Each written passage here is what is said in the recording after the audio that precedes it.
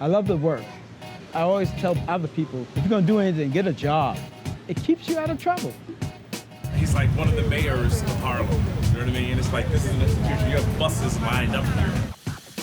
I used to get my hair done out here as a little girl, and most been here since I was a teenager.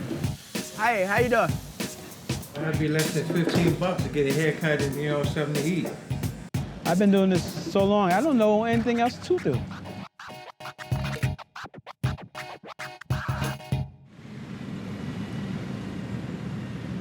It started because a friend of mine came up with the recipe for the drinks. So we set up to sell the drinks, and then it was a uproar about, hey, you need a hot dog to go with the drinks. And it started from there. And then we moved into burgers, and those went good, so we said, let's try this.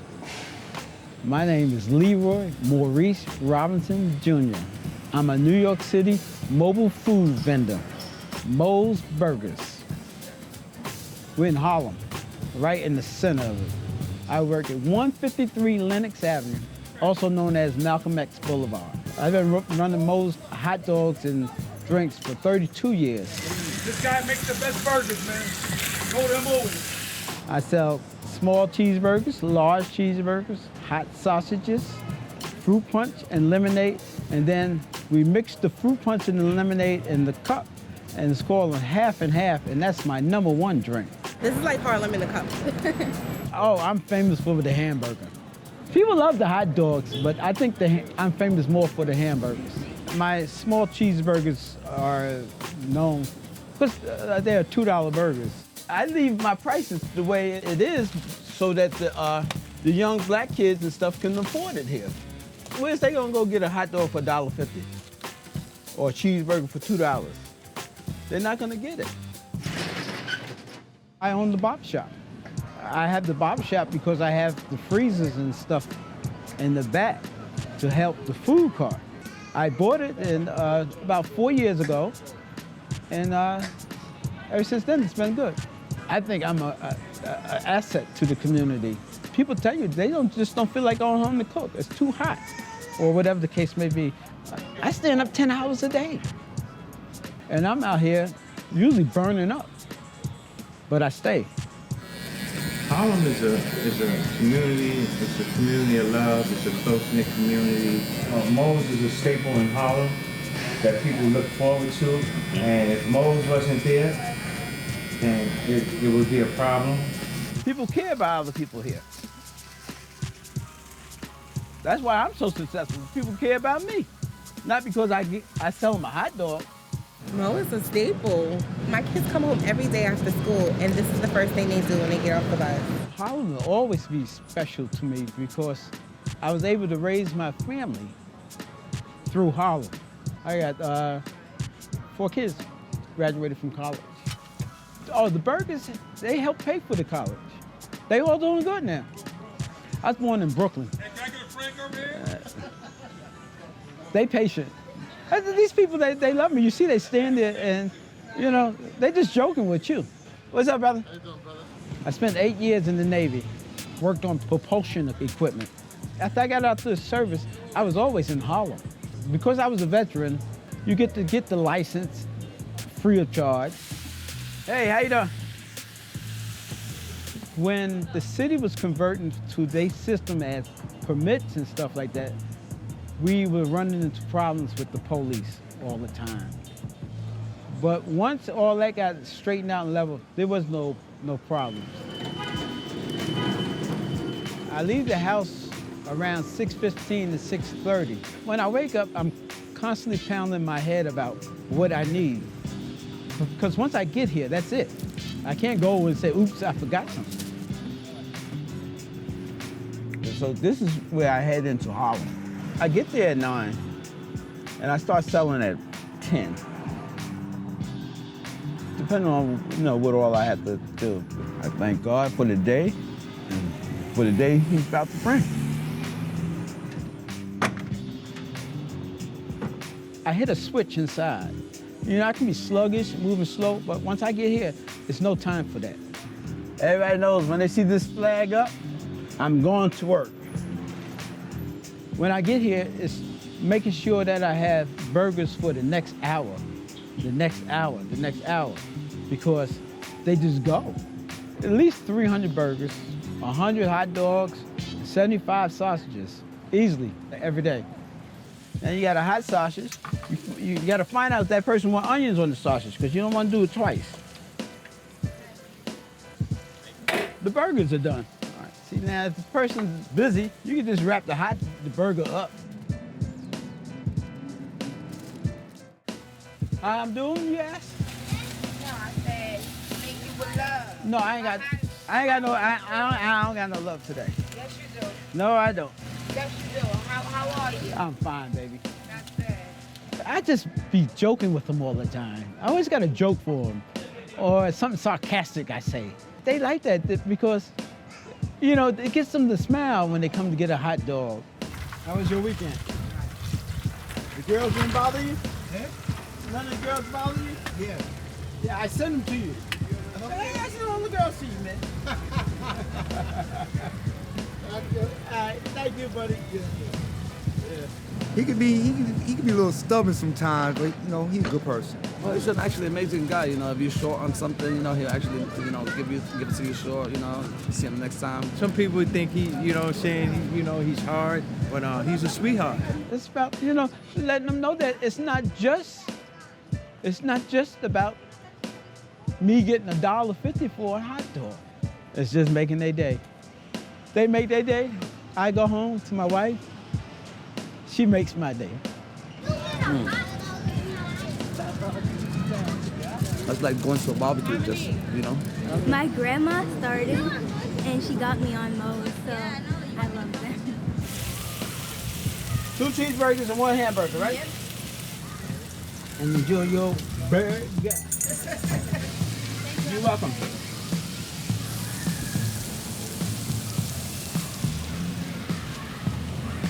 About 2 years ago, they had ran an article on me, and this line was so long. But I don't follow up on y'all. I'm satisfied with the response I get from my people here. I don't have to read to know that, you know, am I doing good or doing bad? They tell me. Hey, you ain't first. That lady there's first. I don't even think I'm hungry anymore now. I've always had good times here. The only time that I was ever upset was when my grandmother passed, and I couldn't make a flight to go to South Carolina to the funeral. That bothered me. I was mad at the stand because I stayed here. I really should have been there, but no, I had to take care of this. My obligation to this. I make rules, and that's what they are, you know? And not for one, it's for all. I think it comes from my military days. You do things the way they should be done. I do it because I love to do it. Without doing this all day, every day, it would be, I don't know what I would be doing.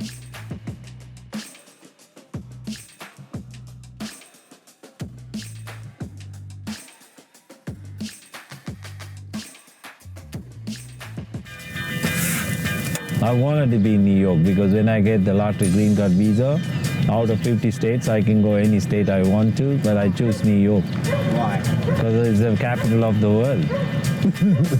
Special Pondicherry, pretty spicy. Any water, soda, ginger beer?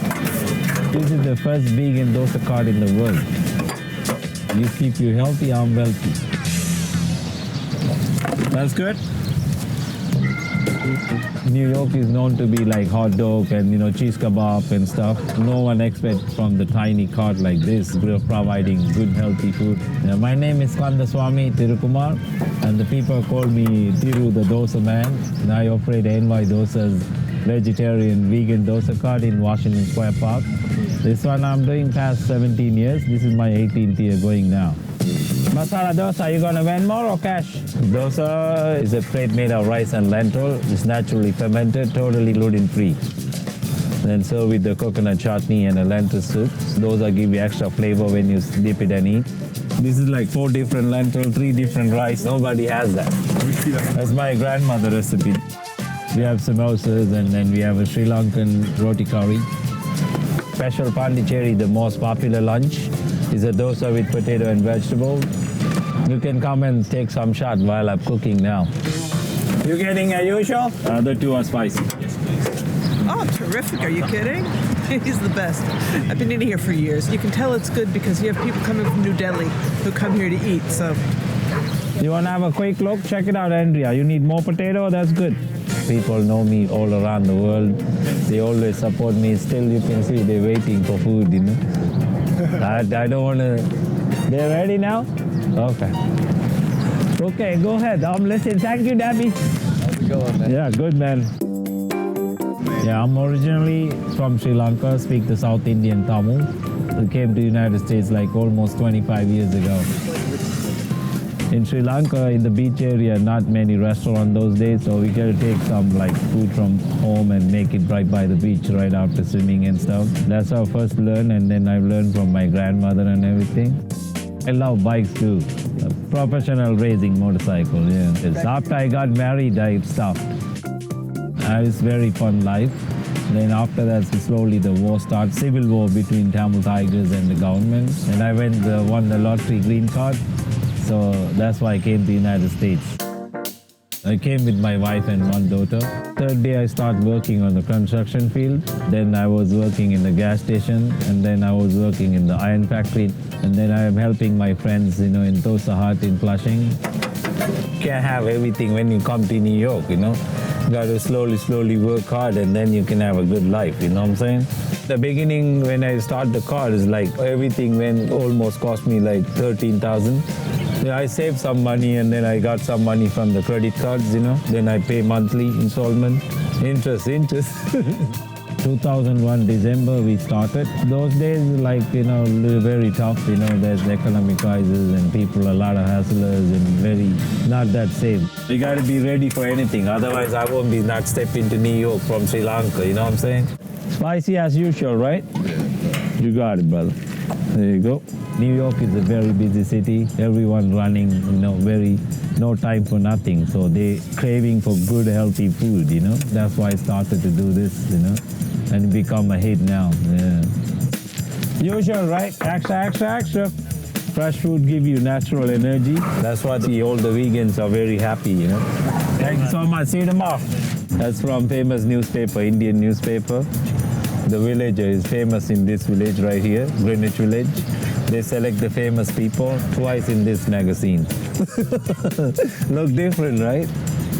Especially cooking food, my grandmother told me you have to put a lot of love into it. If you don't love what you do, it's very hard for you to come up in the business.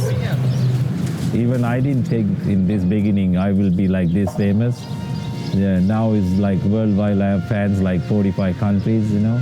Let me just take a picture also with this girl. She come from Houston, Texas.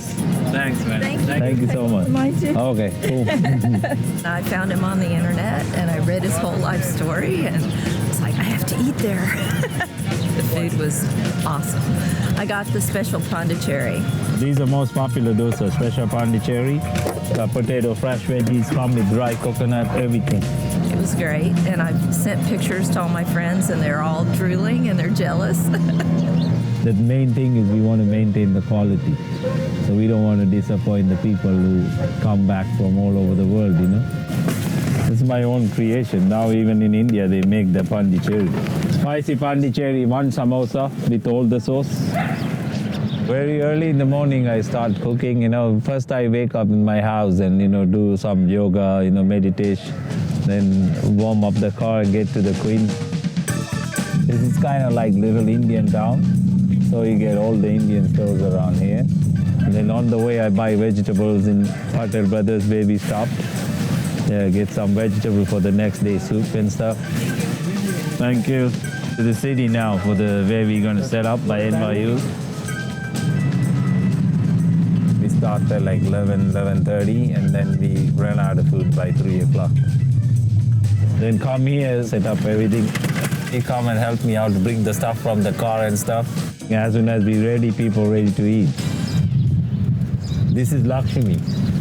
She bring, and then this is Murugan, his defense guard. I'm a big Shiva fan, you know. That's why the symbol of Shiva. One daughter, yeah. She's just graduated from Columbia University, economics, double major. I have a lot of NYU volunteers, a lot of students, you know. We keep everything under $10 because some students have no money. And some poor people also can have food, you know. I want food for everybody. Man's really friendly. I remember once, I didn't have any cash on me. So, you know, I'll hold it right there, I'll run right back, I'll go to the ATM. And he said, no, just take it, you can pay me another time. So it was great. And ever since then, I come back. Yeah, it's cheap. I'm on a budget. It's really cheap. It's really good.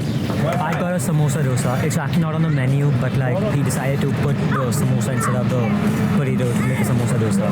Hey there, New York dosa. Let me get a powdered cherry, double sambar, and samosa. Okay, no problem. Where are you? The guy in the limousine. You want the dosa? We want dosa and samosa, the double sambar.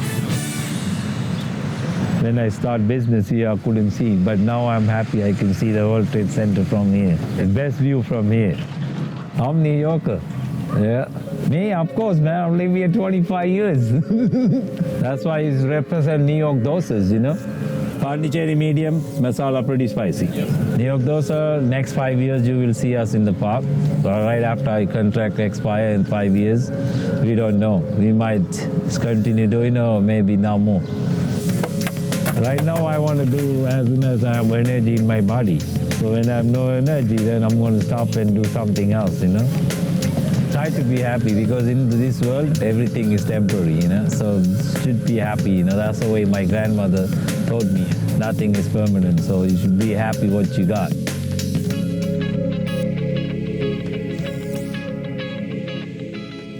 If you want good pizza, come to St. Mark's. It's the best pizza. I'll be in any borough. I always come to St. Mark's. I know about 2 boroughs, so they love me in there. I shop every day in there. I got 2 slices a day. Keep the doctor away, my guy.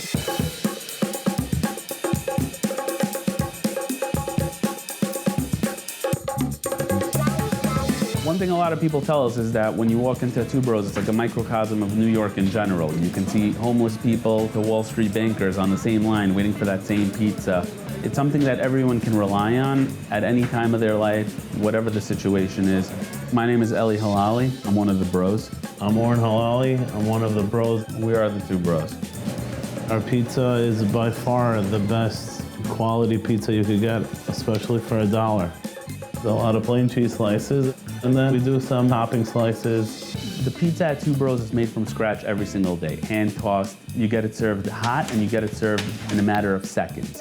People are very busy. They come outside for lunch. They have 5 minutes to figure out what they want to do. Here's a place where I'm getting a fresh hot slice within 9 seconds, and it's $1. That's our skill, is getting the people in and out, and that's what we're good at. And it's a science. It's something that we worked on for the last 10 years, perfecting.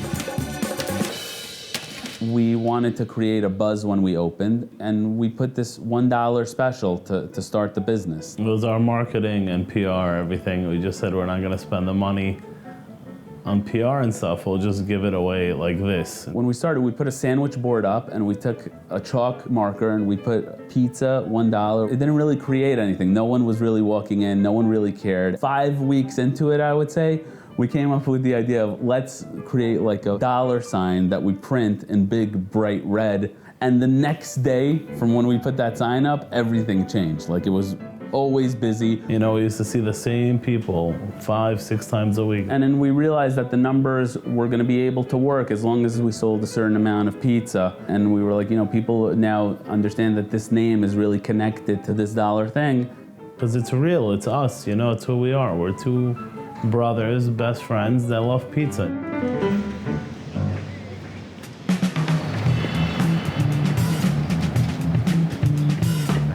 Could you get 1 cheese slice? Can I get a well-done one? Yeah, that's perfect. Thanks so much. I'm Scott Wiener, and I'm a professional pizza enthusiast. Still too hot, 181. It's an infrared thermometer. So if it's over 170, that's where it'll burn your mouth. So I just got the cheese slice, the dollar slice. Let me taste. Tastes like dollar pizza. It tastes like, you know, roller rink, little league softball game, pizza on the side. You know, it's not pizza as a focus. It's like you go here when you're hungry and you need something fast. Dollar slices as a price point is not a new thing. Obviously, pizza has been $1. And the last time it was $1 was probably in the late 80s. Pizza as a resurging force, as a dollar food, that really came on the rise right around the recession in 2008. 99-cent fresh pizza was the one that I always go to at the Port Authority. And then suddenly I saw Two Bros was opening up, and then 99-cent fresh opened up more, and then now there's gotta be $80 or $90 slice places around the city. The recession was really important for the dollar slice because you had a lot of people's careers changed around that time, and some of these dollar slice places come from that fallout. When we started Two Bros, I was 24 and my brother was 23. Babies. We're not pizza men by trade, and we never were. We grew up in Brooklyn in a neighborhood called Mill Basin. We both went to school in New York. And we'd always be eating late night food, and somehow we'd always be drawn to pizza. When a space became available, we started negotiating with the landlord. You know, we would Google like the type of things we would need to ask. All our savings, whatever money we had saved up, we put into it. Once we got out of school, we opened the first place at St. Mark's towards the end of 2007. Two Bros and the other dollar slice places, they make money because that low price point brings in the volume. And so as long as they're doing volume, then they can stay in business. The restaurant business in New York is as tough as it gets. The issue with our business is that if you don't sell a certain amount, then you're dying. And the number really depends on, you know, what your occupancy cost and what That being said, the range is around 45 to 50 cents. Of the actual cost of the slice. Yeah, but that's before labor and before... I get it. He's asking what it costs to make a slice. Another misconception with dollar slice in general is like, yeah, the pizza's fake. The dough's frozen that they're buying from someone. The cheese is like a fake cheese. We're really using the highest end ingredients on our pizzas. A big part of it is our buying power. We buy almost everything direct from the manufacturer. We don't have any middleman. Huge quantities, yeah. Trailers of cheese, you know, trailers of flour, trailers of cans of soda, everything in huge volume. When your margins are razor thin, you know, every dollar counts.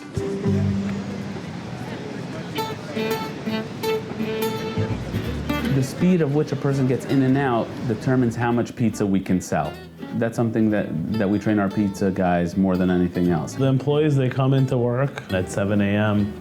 The first thing they do is they start making a fresh dough for either the day or the next day, and then they make fresh sauce, and they'll be doing that for 3-4 hours before we even open for lunch. They know they gotta just keep making them as the people are coming. So they know when they're gonna get hit at lunch, they know when they're gonna get the after work crowd, they know the stuff, and our people do a great job, you know, they really do, of always giving people a fresh hot slice. Would we consider Two Bros street food? Well, most of our stores have completely open doors and they're like pretty much part of the street. Most people are taking that slice without a bag and just continuing to walk. This is quick, like, it's like Chinese food. I can definitely say this is better than like a $5 slice all over the world. In New York City, yeah. I come here every day. It's kind of bad. Well, I'm coming back for my third. It's good, it's cheesy, it has the right amount of sauce, and it's never like hard. It's always doughy in the crust. And it's cheap, it's $1. Can't beat that.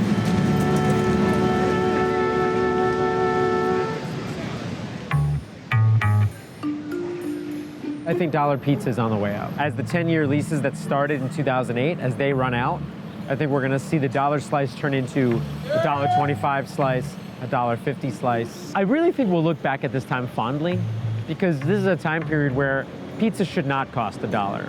Special moment. I lived in New York City. I could buy a slice of pizza for just $1. How cool is that? It's getting more and more expensive to operate businesses. Especially in New York. For the foreseeable future, it's $1. You know, it's important to us. We're very torn in a lot of conversations about raising the price. And as long as we're able to sell it for $1, we'll continue to do that. We don't know what's tomorrow's gonna bring. Every day the world changes.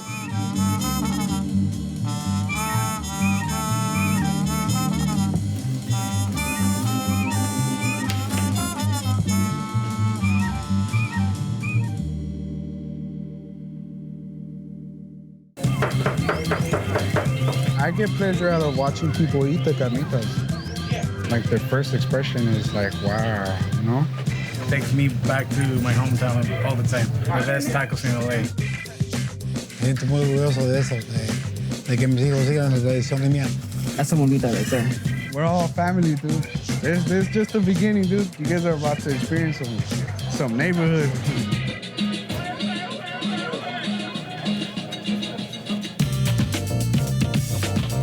¿Usted pensó que un día íbamos a llegar a este nivel? No pensé que me fueran a entrevistar así ni nada. My name is Juan Carlos Acosta. Everybody knows me as Billy. To my right is my mom, Inocencia Acosta. To my left is Romulo Acosta. El Momo. El Momo. The name of our restaurant is Carnitas El Momo is named after my dad's nickname. It's a family-owned business. We specialize in carnitas, which is pork. It's confit in pork lard. The three meats we use are pork butt, bone-in, pork stomach, which is the buches, and the skins, the cueritos. One of my buddies, Chuy, when he first came, he was like, dude, this is the fucking apocalypse. So I just stayed there like, the apocalypse.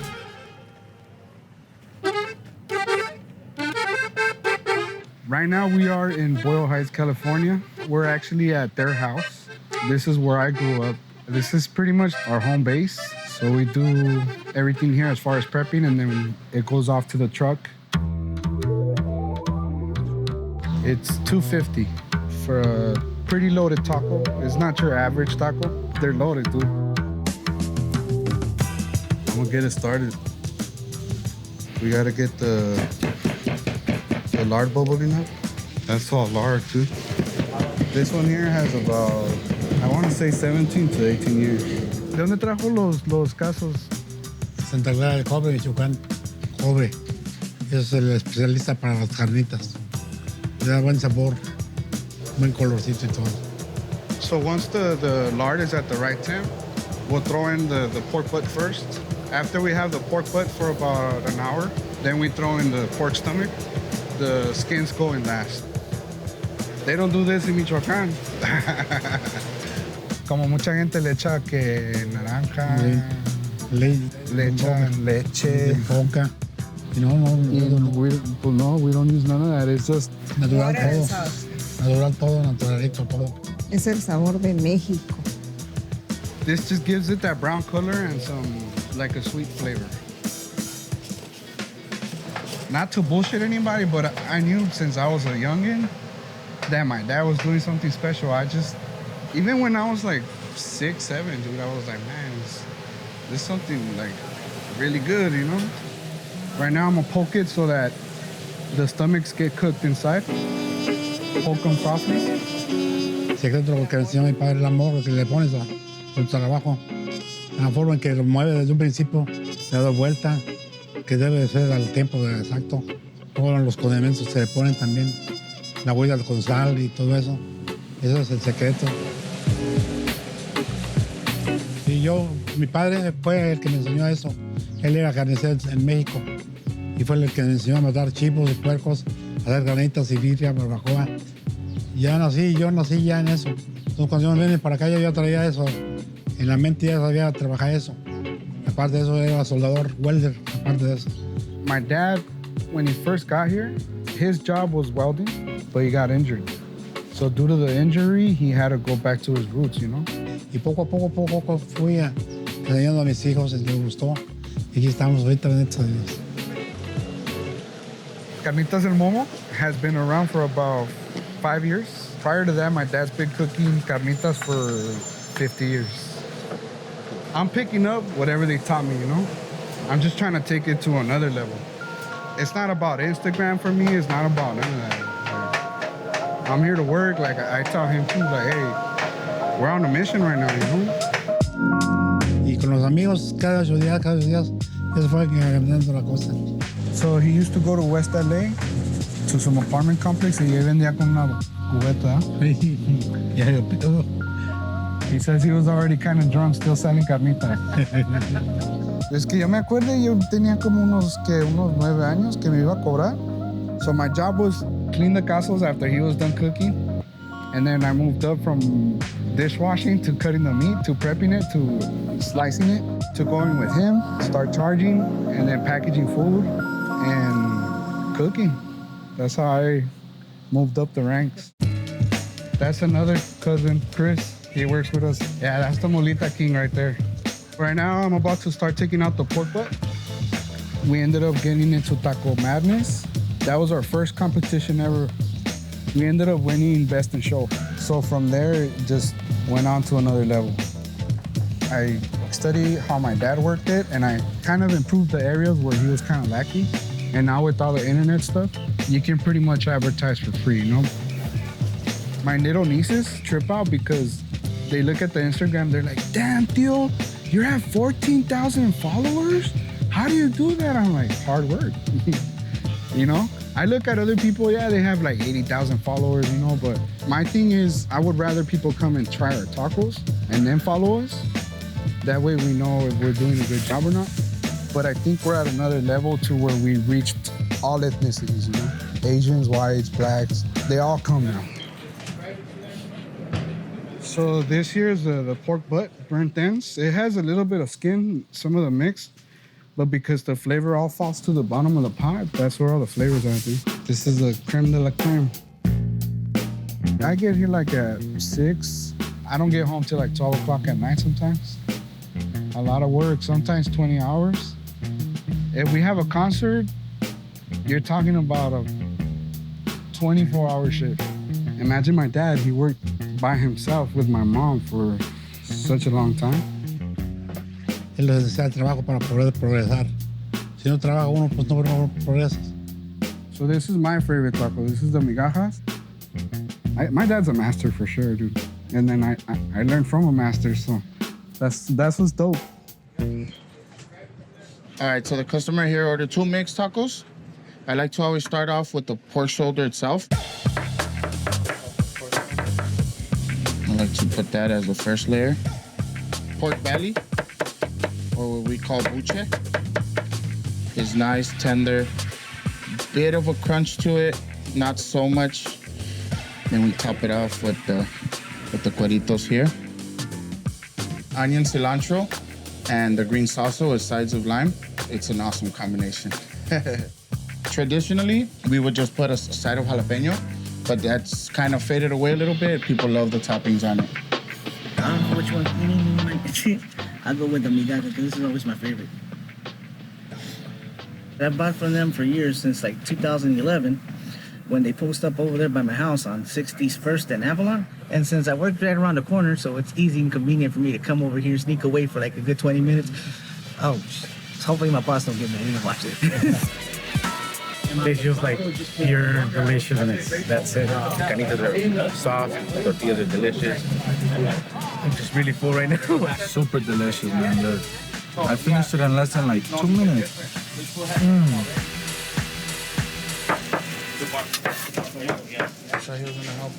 Well, right now I'm just heating up some tortillas for a pound order. I first drip them with some of the lard that we saved. So that's kind of what sets them apart, the tortillas. I come from a very humbling home, and we use this as to help other people too, you know? Raised by my mother in the gutter, not give a fuck, never had a brother. We smother him up and we cut him up and we cut him, not giving a yeah. Started working full-fledged like after I got out of jail. It's a very positive thing in a negative background, kind of, you know, like it's not all lovely, you know, but right here it is. Big Mario, he doesn't have his dad. That's my friend Mario from a long time. He's like a father to him. She's another helper here. We all grew up right here, like I said. This is like a refuge for a lot of people, you know?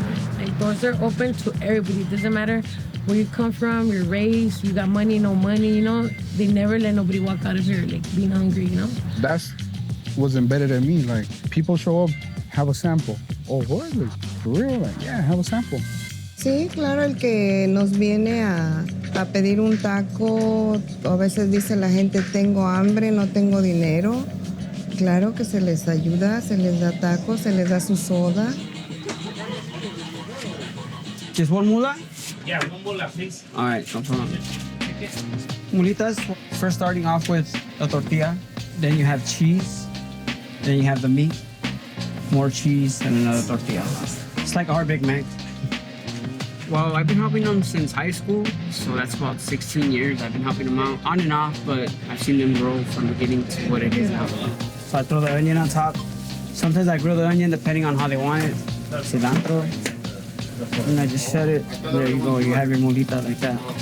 That's a molita right there.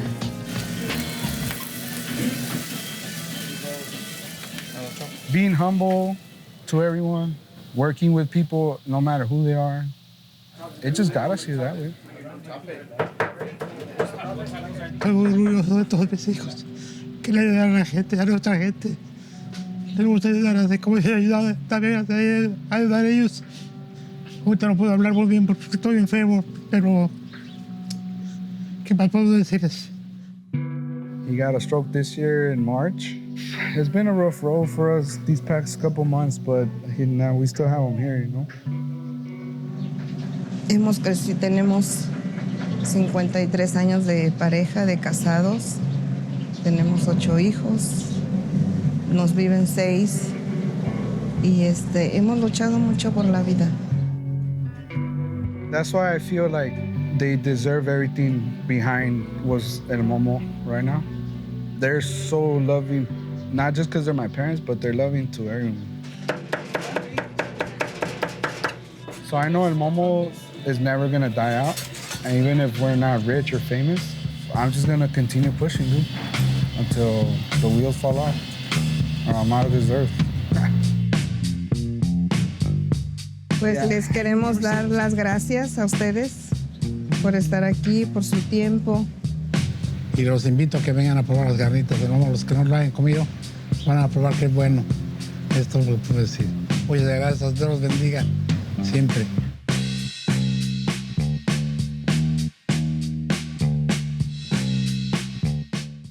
Cuando me quedé sin trabajo dije, bueno, yo sé hacer tamales. Voy a ponerme a hacer tamales. ¿Un verde pollo? Más de 5 personas tengo empleando. Entonces digamos que somos una empresa pequeña, pero que sí le estamos dando trabajo a gente. Cada vez que vengo a visitar Nueva York, compro tamales aquí. Asemejan al sabor de México. Como digo, ser constantes. Somos constantes en lo que nosotros estamos haciendo. ¿Un mole? Mi nombre es Evelia y yo hago tamales por más de 18 años. Nosotros los servimos en un push car. Ahí todos los días nos pueden encontrar, de 4 de la mañana a 12 del día. Los tamales regular con hoja de maíz, $1. Muy rica. Yo soy del centro de México, de un estado que se llama Tlaxcala, el estado más chiquito de la República Mexicana. Yo soy huérfana de padre. Mi mamá trabajaba y yo era la que cocinaba y cuidaba a los niños. Porque somos de la clase baja, no teníamos. Mi mamá trabaja en factoría, entonces no teníamos como mucho dinero. Y luego yo tenía mi bebé, ¿verdad? De 2 años y medio. Y mejor me voy para darles una vida mejor. Entonces le dije a mi mamá, cuídame a mi bebé y yo voy a trabajar para nosotros. Tenía yo otro hermano aquí, en Estados Unidos. Dije que me apoyara a venirme y después ya se vino mi esposo. Ahora somos residentes.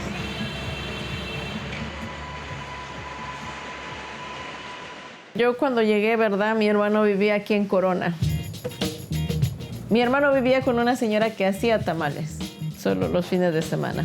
Entonces yo le decía a la señora que si ella quería yo le podía ayudar a hacer sus tamales. Entonces me gritaba, ¡Evelia! Y yo bajaba así como a las 4 de la mañana a ayudarle a envolver sus tamales, a hacer. Y como que ahí fue como fui aprendiendo. Esta es la verde. Lleva mucha salsa. Un tamal es harina de maíz. Bueno, que aquí la hacemos con harina de maíz, ¿verdad? Eso se bate ya con manteca o aceite. Revolvedora doméstica. Una medida ya, tenemos la medida que se hace para que todo salga perfecto. Ya quedó. 500 tamales. Entonces ya se pone la hoja del maíz. Esta es nuestra hoja. Se agarra, se destiende, se le echa el mole y el pollo. Y se rapea. Ahí está nuestro tamal. Se cocina a vapor y eso sabe muy rico. Esto es 3 horas y esto es 2 horas. Yo trabajaba en un McDonald's. Estaba yo a 2 cuadras de las Torres Gemelas. Cuando fue el atentado yo estaba ahí trabajando. Entonces, no, pero pensamos que no era tan feo porque nosotros estábamos hasta el fondo haciendo ensaladas, los yogur. Pero cuando cayó el segundo avión, entonces ahí sí dijo el manager que ya nos fuéramos a la casa. Entonces cuando vino el atentado del 9/11, entonces todo eso cerró. Entonces nosotros tuvimos que buscar otra fuente. Esto es la hoja de maíz que ya viene empaquetada y ya viene cortada. Yo hago más de 7 variedades de tamales. Raja queso, raja pollo, verde pollo, mole pollo, adobos son de puerco, es dulce piña con coco, de dulce de pasas y oaxaqueños. Cuando yo estaba en México yo comía tamales, pero me gustaban mucho los verdes. Pero aquí me gustan mucho los rajas con pollo. Y esos son los mejores tamales que he probado en mi vida. O sea, mis tamales. 2001 empezamos a vender tamales, carrito de supermercado. Y cuando estaba el gobernador de Giuliani, él no quería nada que estuviera en la calle. Entonces, como los policías como si eran bien agresivos. Decían, quítate de la calle, no puedes vender acá. Entonces sufrimos mucho, sufrimos. Yo tuve como más de 15 arrestos. Cuando la policía nos molestaba demasiado y nos tiraban los tamales y todo, sí hubo momentos que yo dije, ya no quiero vender más tamales, mejor me voy a trabajar. Cuando yo compré, yo estaba desesperada. Entonces había un señor que dice que me vende el carrito con todo y sticker. Y yo le digo a mi esposo, sí, lo compramos. Sí, y lo compramos como en $8,000, ¿verdad? Y resulta que cuando llegó el inspector, ahí mismo me quitan el sticker. Es falso. Este es uno de raja, pero después entró Bloomberg. Entonces ahí presionamos a Bloomberg que nos tenía que dar a todos el permiso para vender afuera en la calle. En el 2005 que firmó la ley que todos tenían el derecho de sacar una licencia para vender. Y ahora mira, todo el mundo ya trabaja. La gente que se va a trabajo a las 6 de la mañana y no llevan un lunch y dicen, no, vamos a pasar por tamales. Ellos van a confiar que estamos ahí. Desde pollo puerco. Fue como en el 2006, 2005, que ya veíamos que sí había. Por lo mismo que siempre hemos sido constantes. Uno tiene que trabajar duro, muy, muy duro. Ella es Ole, ella es la experta, ella es la dura. Ella lleva mucho tiempo con nosotros trabajando.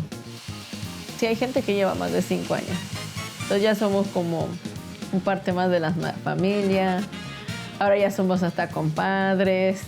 He hecho esto como, pues sí, ya como más familiar, como más unidos.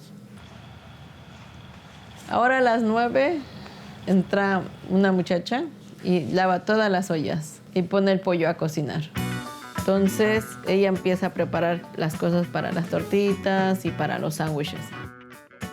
Y entonces de eso entra la otra chica que empieza a formar los tamales para cocinarlos, porque ya los tenemos hechos. Se hacen los atoles, el arroz, el champurrado, todo eso. Bueno, para las 4 tenemos que salir de aquí para llegar a las 4 allá a vender. Así es ahora la rutina.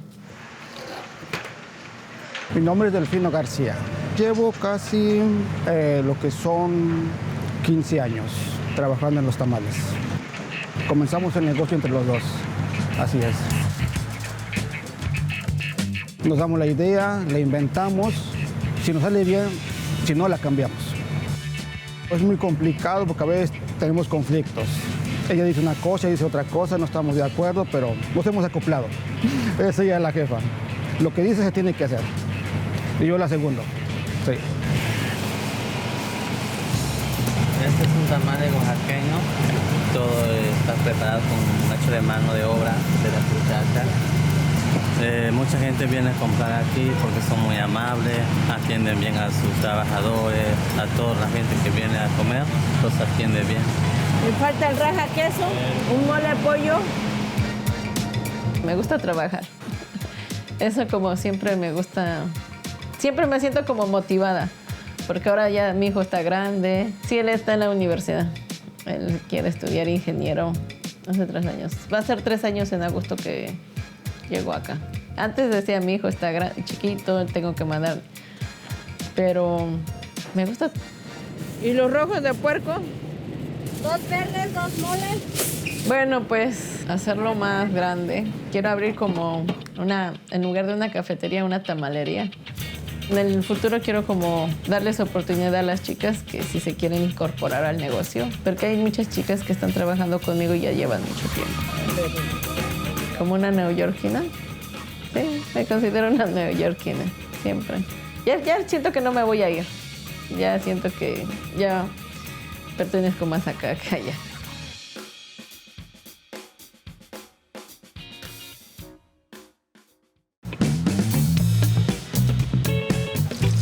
It's fire, dog.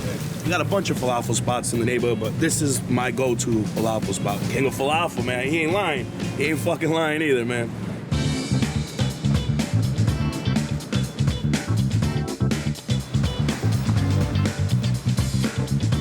My name is Faris Zadia, or everybody been knowing me for the last 30 years as Freddy. Everybody knows who I am. You know, there's a king. But still, when I was driving a cab, when you were trying to eat falafel and shawarma, you cannot find it. You used to find back in the 80s in the village, it used to be Jerusalem falafel or Ma'moon, the original Ma'moon. But then after that, you can't find anything else. And I wanted to do it the way we grew up with. So I came up with the idea to open up a cart. And I didn't want to open up in the city. I wanted to stay local. So I took my chance in 2002. And I opened it up over here in Astoria. Everybody knows us for the falafel and the shawarma and the chicken and rice. I have few locations in Astoria. I have a truck on Ditmars and another location usually in the afternoon on 30th Avenue and one in the city on 53rd Street between Bark and Madison. And definitely this location, the restaurant, that's what I call my baby. And everything is made on premises, you know what I mean? Everything from scratch. Officially, this used to be a meat grinder, but we just use it for falafel. And that's what the final product will look like. This is a pure chickpeas, onion, garlic, parsley, and the spices. That's it. I grew up with the falafel back home in Palestine, oval shape. First of all, the oval shape, you get a more crustier one and something to hold on to. I have my special own brass that from back home that we do it the way I grew up with.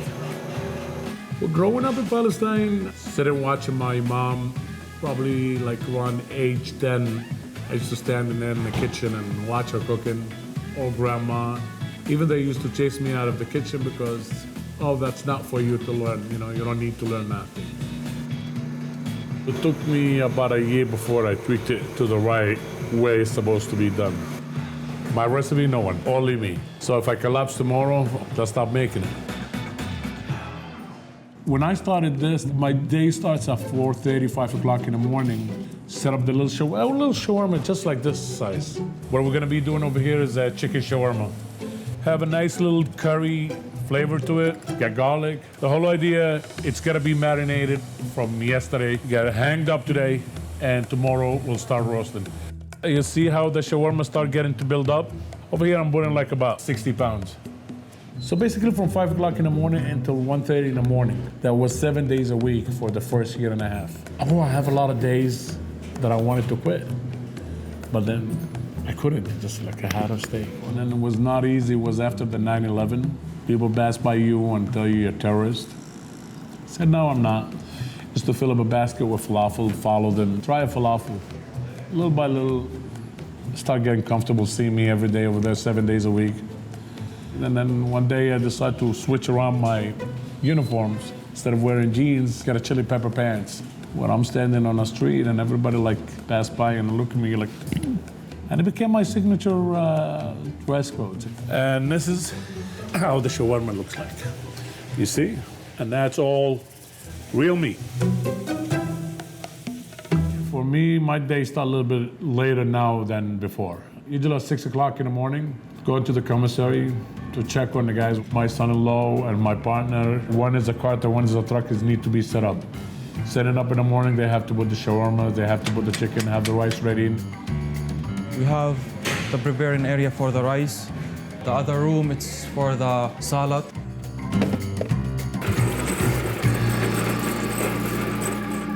Yeah, it's me. So it's not easy to start working with Freddy because when we start, he's tough. Like, he need to teach us the right thing. My son-in-law, and I got my daughter over here, works over here, and even my daughter-in-law. I'm at work, I'm a boss, I'm not their father. Because I don't want them to put in their mind, oh, my father's the owner, or I could get away with it, no.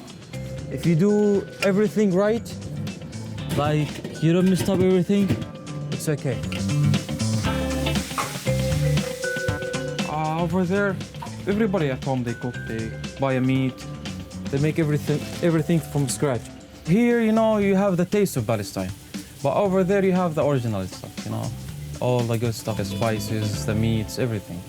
It's worthy, you know, it's like a family business. We have to take care of it. It's like 15 years is not easy to build a business, especially here. Ready to go to Manhattan now. And here we go. I'll drop the cart, put it in a spot. I will start preparing to serve the customer.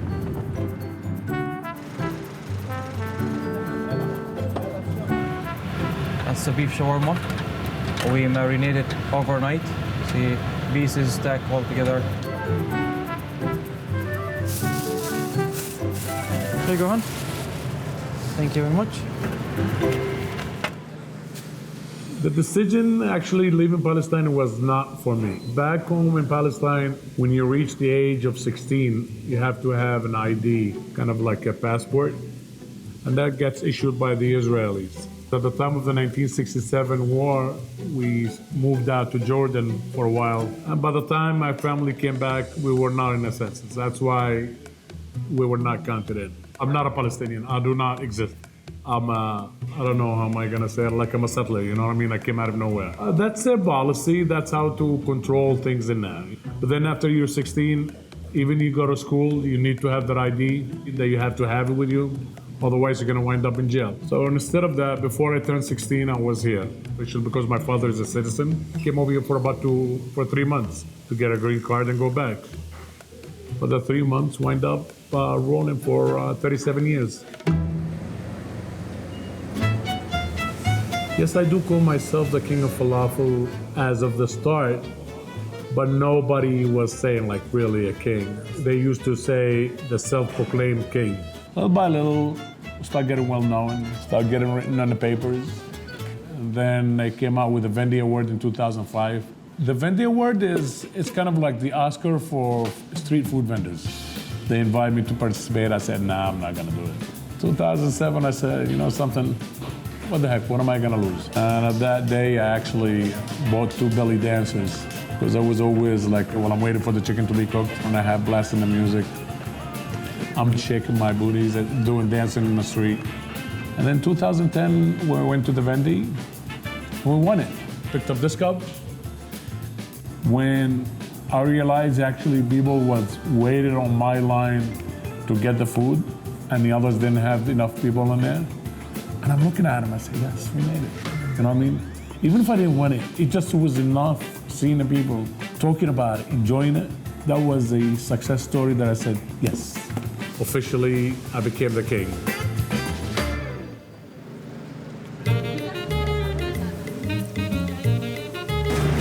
Falafel. What is it? Falafel, vegetables.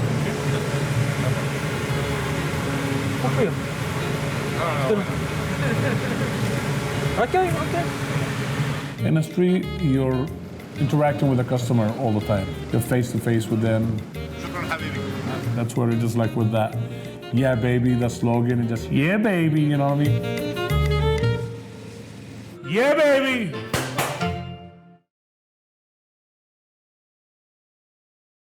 I call myself a cook. You know, I don't have a formal schooling to call myself a chef. When I come in the kitchen, I feel like my own little scientist.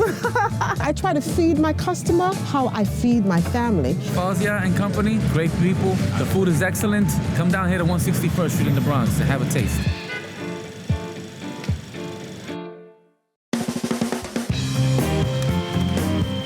My name is Fauzia Abdurrahman, owner and operator of Fauzia's Heavenly Delights. I've been in business for the past 24 years. I call it a Jamaican fusion. I work with my daughter, Amina, and my husband. I'm really known for my jerk sauce. But apart from that, I carry at least 3 to 4 vegetables, 1 vegetarian entree, 2 meats, a fish or lamb. Thank you very much. Anytime. Have a good day. Enjoy. Hold both. Hold it good. Okay. I was born in Kingston, Jamaica. Growing up in Jamaica, I stayed far from the kitchen. That was the last place you'll find me. This is my own homemade jerk sauce. The main ingredient is pimento and Scotch bonnet pepper, a little garlic and onions, and this is a dry jerk that I also make, you know, to put like on top of it, and then I put some soy sauce to give it a richer, darker color. You know, authentic jerk is done on the grill. But because, you know, we're in this close part, I can't have that smoky stuff. So we have to improvise and do it in the pot. I came here, I was in college. I came not with absolutely no intention of staying, but when I was getting ready to go back, my aunt said, "Where are you going? You're 20 years of age. I think you should really start your life." My mom, she came to visit and she was like, "You know, I think you should get into the food business." I'm like, "No, Mom, I can't get into the food business. I don't know how to cook." She said, "Get into the food business. I'll teach you how to cook." She showed me how to do it, and we made some codfish cake, and we went out on 125th Street. We sold out and sold out early. So that's when she said, "You see, it will work." I met my husband at a festival. My mom and I still trying to pack the van up. He came over, he said, "Somebody coming to help you?" I said, "No, it's just us." So he said, "Okay, let me help you pack up." So he helped me pack up the van. And then I would see him all the time. And then after a while, he would call and tell me, "Okay, this is going on or that is going on." And I would, you know, take my stuff there and vend. After a while, things got a little more serious, and that was it. Tuesday and Thursday is a lot of prepping.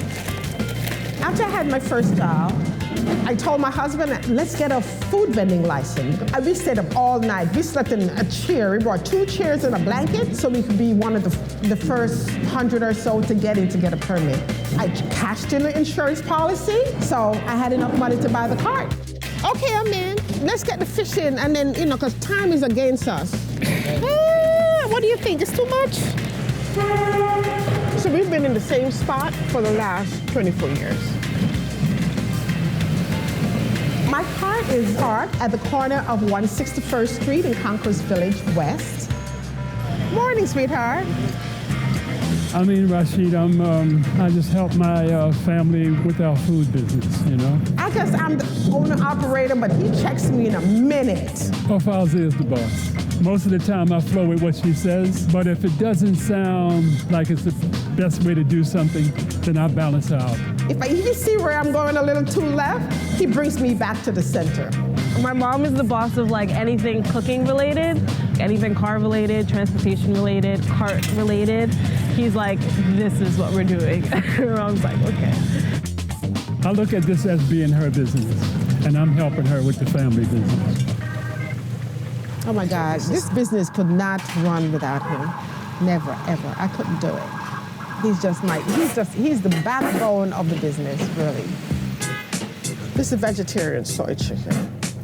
We have the collard greens cooking. To today we're having red lentils. Hey, Jill. We're having red lentils. We're having red lentils with mushrooms and spinach.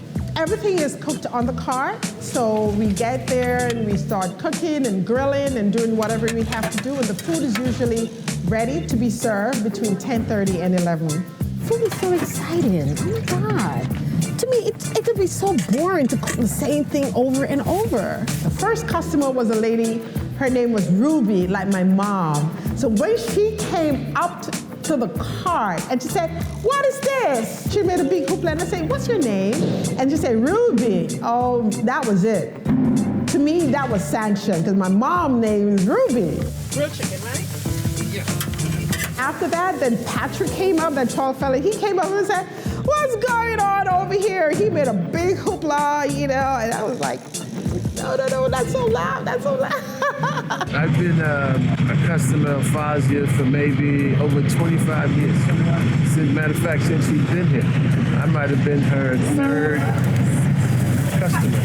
Hey, Poppy, 1 second. Yeah, call it. Poppy, hello. I love my customers. We share so much.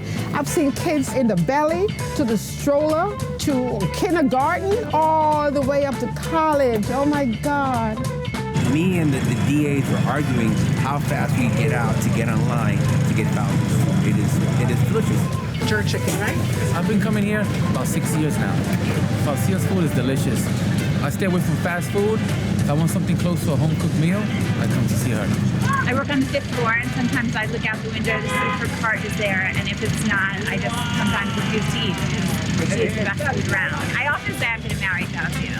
Your turn? It's funny, one of her customers made this joke that we should make a cardboard cutout of her.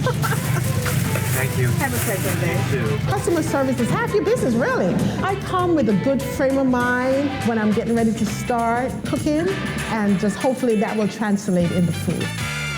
A lot of my customers come from the building in front of me, which is the DA's office. Some come from the Supreme Court, the 2 criminal courts that's across the street, a lot of law enforcement people. So I think it was maybe the Daily News, and they were talking about the South Bronx and how it's considered a food desert. She is able to provide fresh foods that aren't necessarily fast food or Chipotle and things like that. I honestly think that's why people have just been continuously coming back. Thank you very much. Enjoy. All 3 of my kids, this is the only thing they know. In the summertime, I would have a card table. I would put it right there next to the card. They would color and draw and do their homework. Of course, all went out to college. My older one, he went to Howard University. The next one in line, he went to Ithaca College, and my daughter, she went to Stony Brook. Like my father said, that's the one thing that nobody can take away from you, and that's your education. I am definitely a New Yorker, 100%. I came here 40 and a half years ago with a suitcase on vacation, finding a job and working my way up, saw a vision to open my own business, sending my kids to college, and now I'm on the other end. So I'm hoping between one of my 3 kids, they will take the business and take it to the next level. All I can do is hope and pray.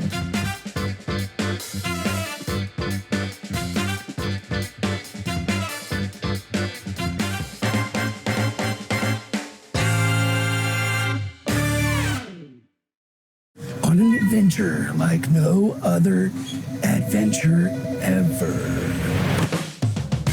Woo! Swag!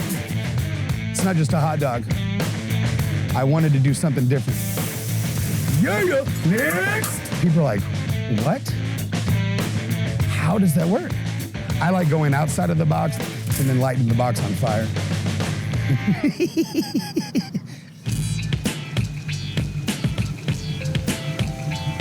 My name is Josh Lynch. I own the Doghouse Food Truck, Tulsa, Oklahoma. Hi, Mom and Dad. We do all kinds of different crazy topped hot dogs.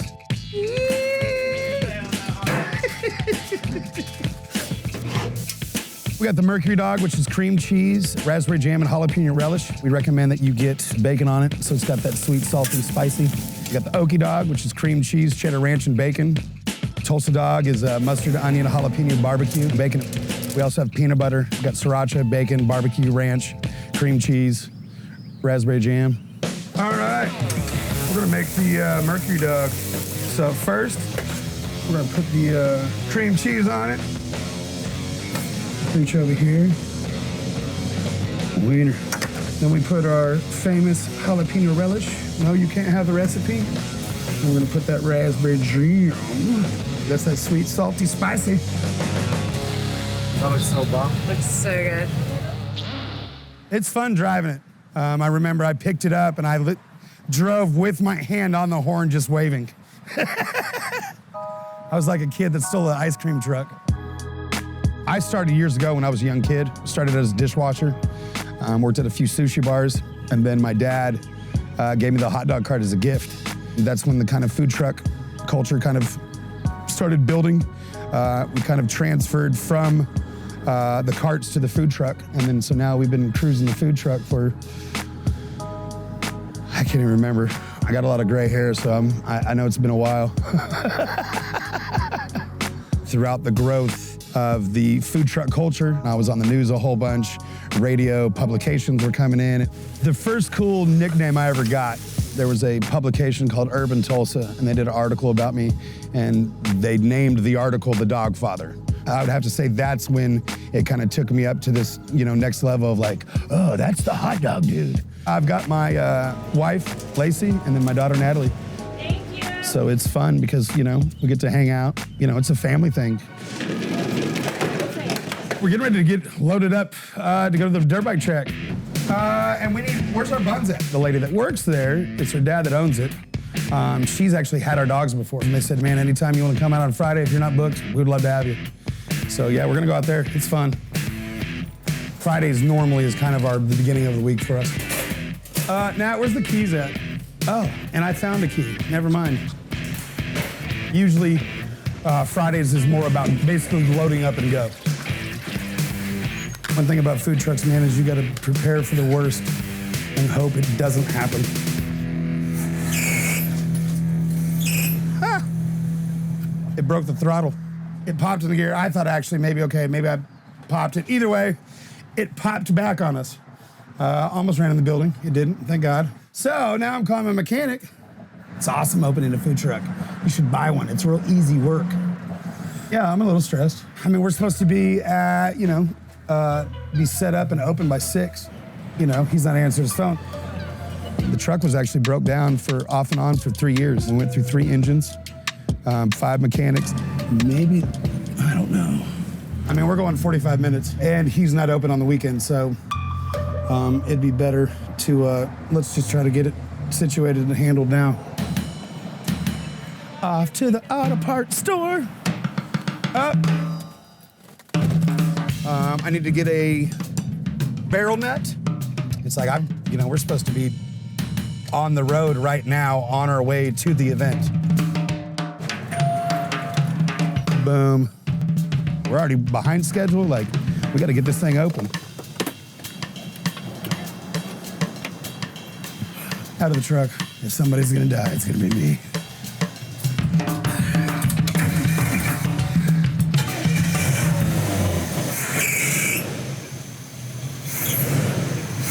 Yes! Off we go. A truck. Not just a truck. A food truck.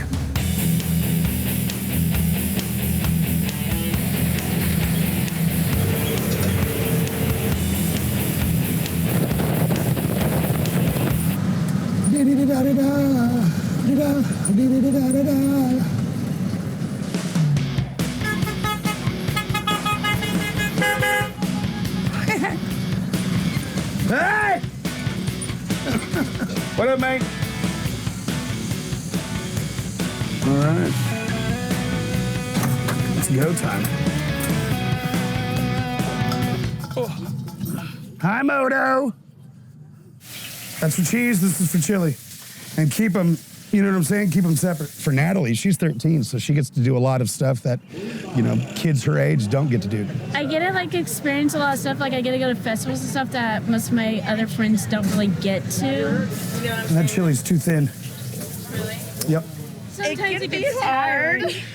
Sometimes it's hard. Sometimes we annoy each other. Okay, well, that's not gonna be it. I'm gonna need more buns. That's not. There's buns right here. There's times that the girls want to stab me, cut me up, put me in the trash can, and drive off.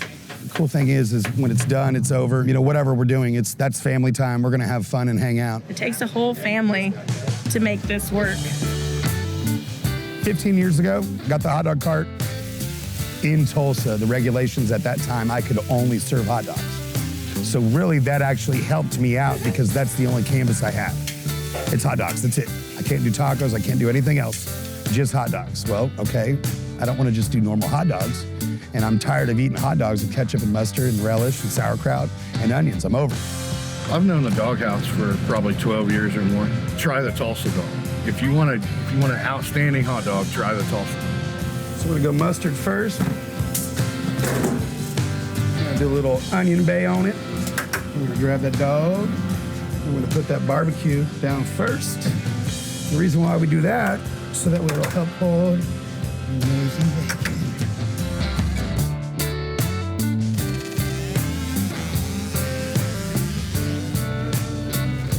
The Doghouse closes in 15 minutes. So order up your hot dog or your hamburger.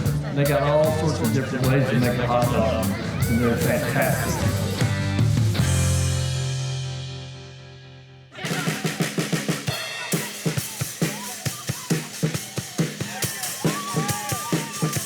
Now we're in the Blue Dome District. And this is home. This is our first location that we ever had. We've been there for 15 years now. That's my calling. When I hear bebe, I'm like, here. Blue Dome District on a Friday night is packed. A single every. Yep, heard. It'll be $5. Especially on Fridays or Saturdays when we have another event, we show up a little later. Lines out the doors and everywhere. There's people running around on scooters. There's lowriders that come through. Everybody's down there to have a good time. And it's Friday night. Let's let loose. I'm sweating like a fucking whore in church. Jesus. I need to get right with God. Baby, what's up this burger again? Take off the cheese. Heard. I like to have fun. I like hanging out with people. I love making people laugh. This is like Wiener Disneyland right here. So I think it's just the whole fun atmosphere, environment. Plus with this, I've gotten to know people. What up, mate? It's like, man, I've served that dude hot dogs for 10 years. That's awesome. We've gotten to know each other, and they're just coming by to see their buddy to get a wiener. Done. What else you need, baby? It's just nonstop. When I'm working the grill for a late night, when we've got a line, I pride myself in that we cook good quality food at a really fast pace. One thing a lot of people say is, especially if they've never been to the truck, they'll be like, hey, let me get 2 Tulsa dogs, a bag of chips, and a drink. And then they swipe their card, and it's like, here's sign, and then here's your food. And they're like, what? And that's usually when I'll pop in and be like, yeah, faster than a microwave. Boom. Here you go, dear. Have a good night. This is the best hot dog in Tulsa, so I'm just gonna face it. It's gonna be great. Nobody has to know. I would have to say the reason why Tulsa is because of the people. The people that, live here, the people that I know that are a part of the community and, other restaurateurs, and we're just all a big family and a big community. It's just filled with just a lot of incredible people. I got the hot dog cart, and sitting outside of these locations, I got to meet people, and I've been blessed to do hot dogs and be able to do the stuff that I've been able to do. I've had the truck break down on me. You name it. You guys got to see a little bit of that yesterday. That's almost not every day, but that happens all the time. You're gonna go through all kinds of trials and tribulations, and it's your story. Don't be a quitter. Pull up your pants, buckle up, and fucking get on it.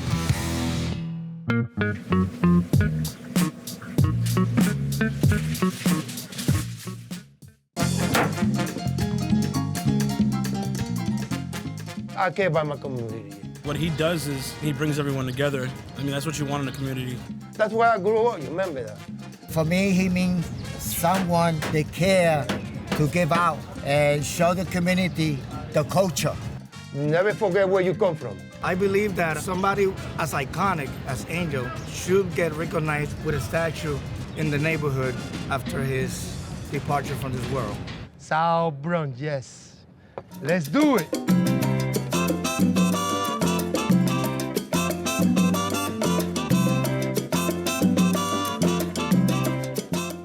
name is Angel Jimenez, and I'm the owner de La Piraña Lechonera. I've been doing this for the last 20 years. My menu is Puerto Rican food, you know, roast pork, rice, banana, chicken empanada, beef, shrimp, mofongo con camarones. My favorite dish is the roast pork, rice, and banana. My lechon is the traditional lechon, you know. So we do it like Puerto Rico style. We season it, we hang them, and then we put it in the oven.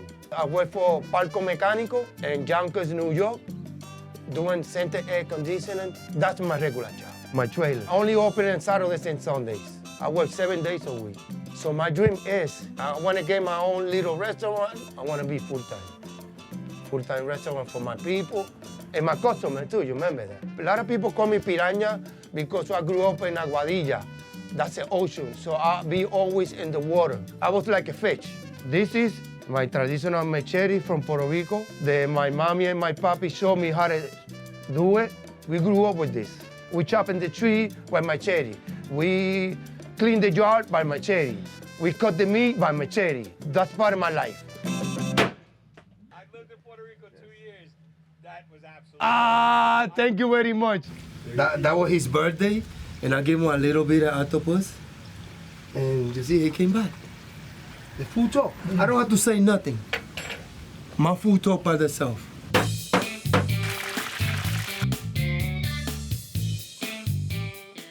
Gracias, mi gente. Gracias a Dios ti. te bendiga. Igual. Y gracias por el apoyo. Saturday morning, I come 3 o'clock in the morning, start my oven, and start cooking my pork. This is the pig, you know. You see, this is a whole half a pig. The adobo got oregano, pimienta, salt, and adobo, yes. And let's do it.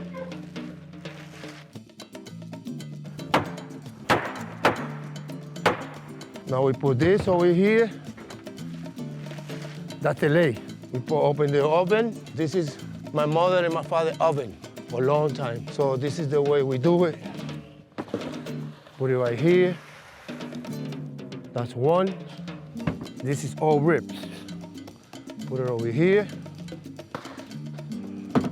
And ready to go.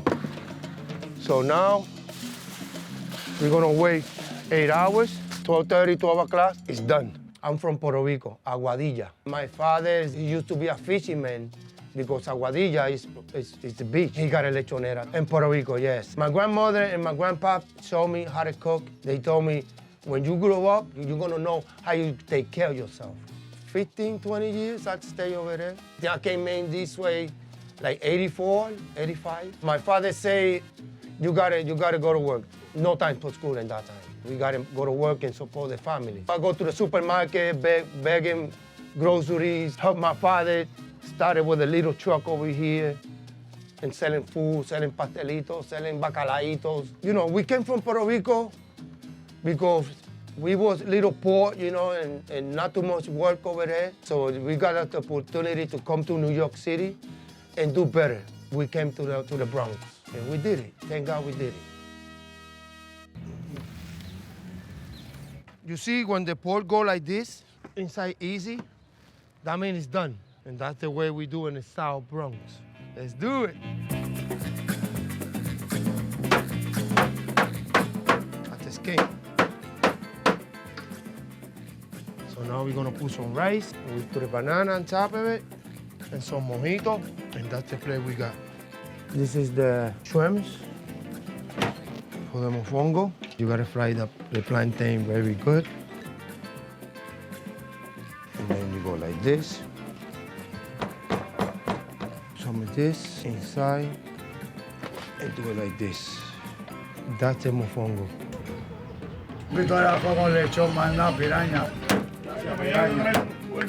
I need some good Puerto Rican food, the closest thing to the island. Come right here, grab some lechon, that's where it's at. I live out that tall building right there. This is it right here. Him and my mother competing, but I think he might have got the upper hand, but don't tell her I said that, all right? The food in Puerto Rico is the same food that he makes here. Delicious. Very authentic. I come a long way every Saturday and Sunday to have it. This is as close to the island as the island gets. And the best part, the skin. They call it cuerito. That's what you want to hear when you bite into lechon. crunch. If I don't crunch, it's not real lechon. He's an icon in the community. The kids come out of school or they are just playing around and they're hungry and he feeds them for no money. I give food to the kids, to the homeless people, and the old ladies and the old guys. Because the way that are traditional, if you say no, it's not good luck for you. Yeah, come here, get in. Sit down, they say sit down. Take a minute, yes. Ladies and gentlemen, by the Most High, this guy is a good guy. He's a gentleman.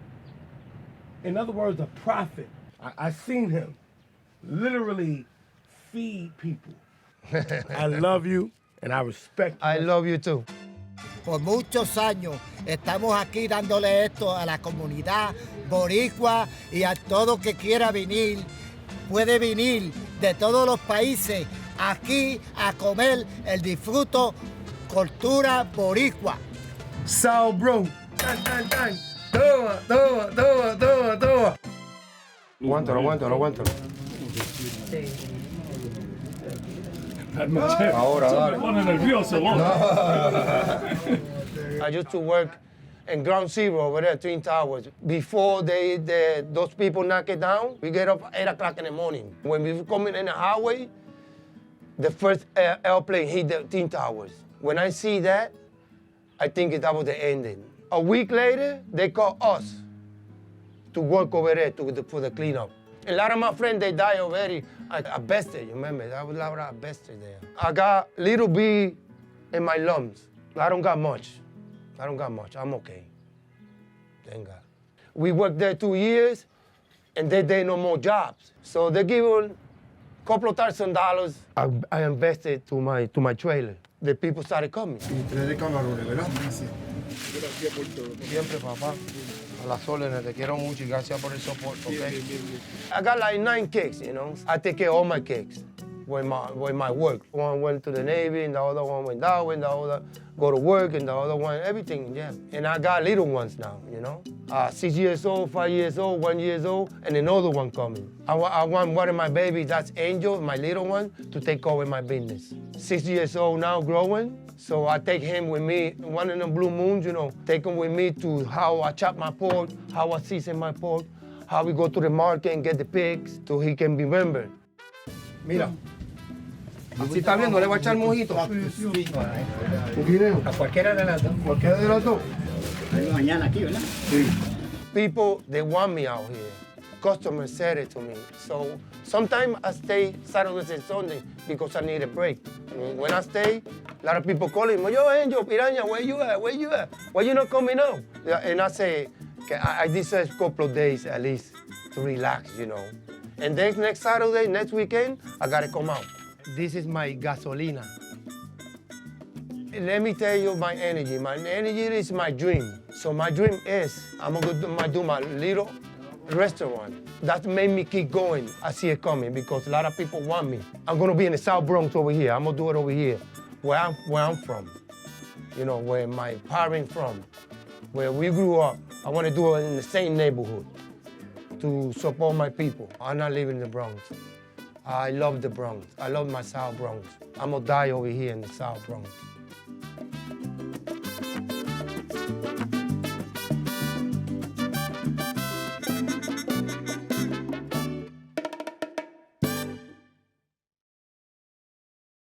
Not only am I responsible for feeding my family, but I have 4 employees that rely on me to feed their family, and that brings a whole lot of pressure on a small business owner. That's what wakes me up early in the morning and keeps me up late at night. You know, this is what we see now. This is the norm, ambulances. I've never seen anything like this in my entire life.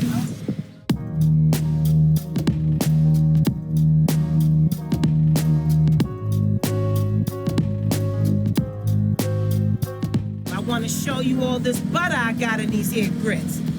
Okay? It's your first time? Well, I promise you, my love, it is my goal to make sure it's not your last time, okay? Chef Tammy, chef and owner of Harlem Seafood Soul, Harlem's first and only eco-friendly mobile kitchen.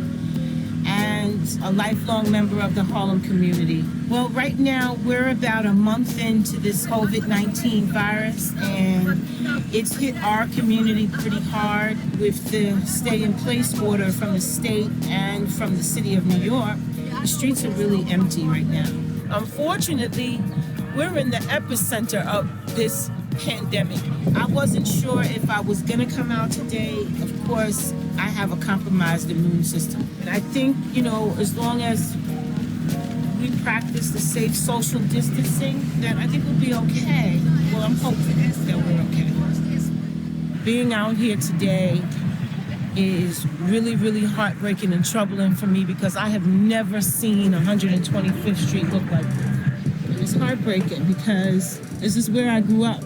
And to see the devastation, the looks on people's faces, they're not sure what's gonna happen. People are feeling like they're at their wits' end, and there's like a sadness and a desperation at the same time. Turn around here and show that sign somebody put up there, God bless Harlem, on the Adam Clayton Powell statue. If nothing else, the Harlem community has proved over the decades that I've been here that we're a strong community and we can bounce back from anything. They had us on the ropes, punch drunk on the ropes with the whole heroin thing back in the 60s and the 70s. And then we, were pretty much knocked out for the count with the whole crack epidemic. And we survived that. One thing I can say for sure, that there's a strong sense of community here in Harlem. And that is what is going to sustain us. That's what has sustained us in all the years that I've been living here.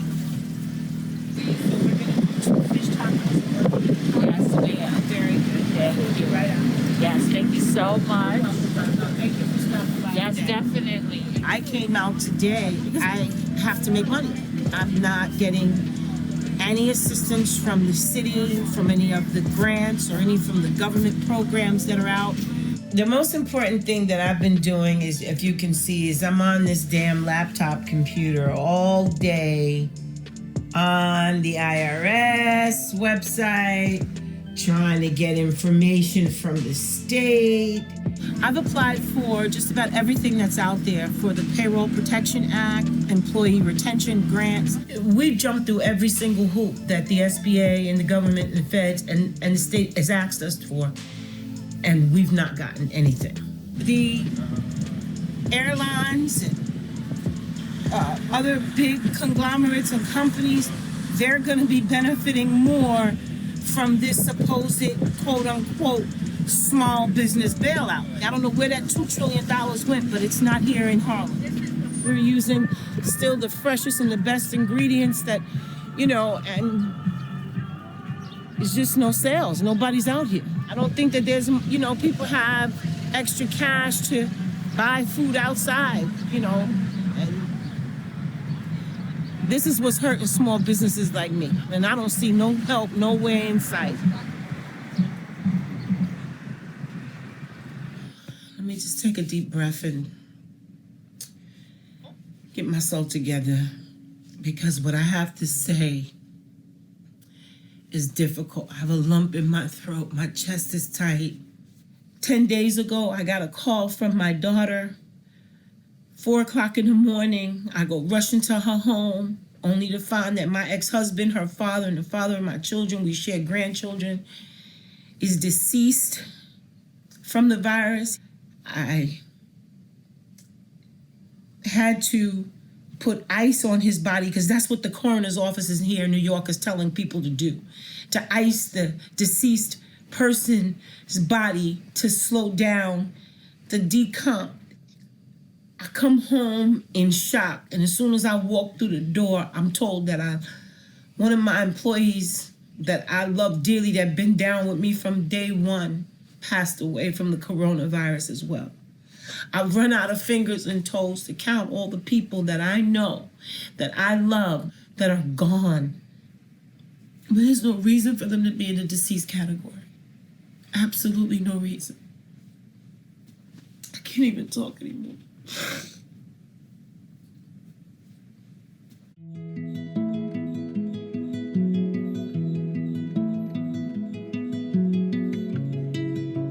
I just know that right now Realistically, my family, we need to eat every day. We need to protect ourselves every day. My employees are my family. And these are the people that I'm focusing on right now.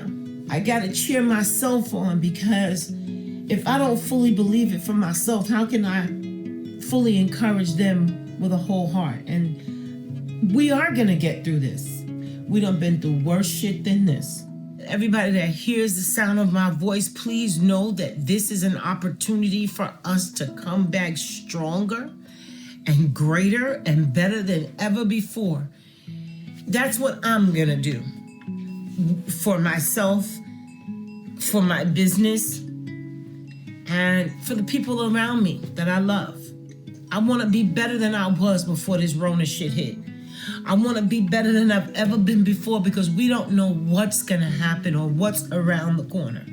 And that just gives you a resilience and a determination to be the best you can be while we have whatever time left we have here on this earth.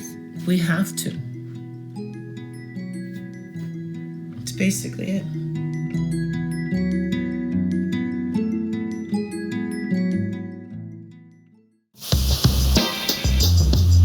I am very proud of the way we cook the product, the way we treat the product.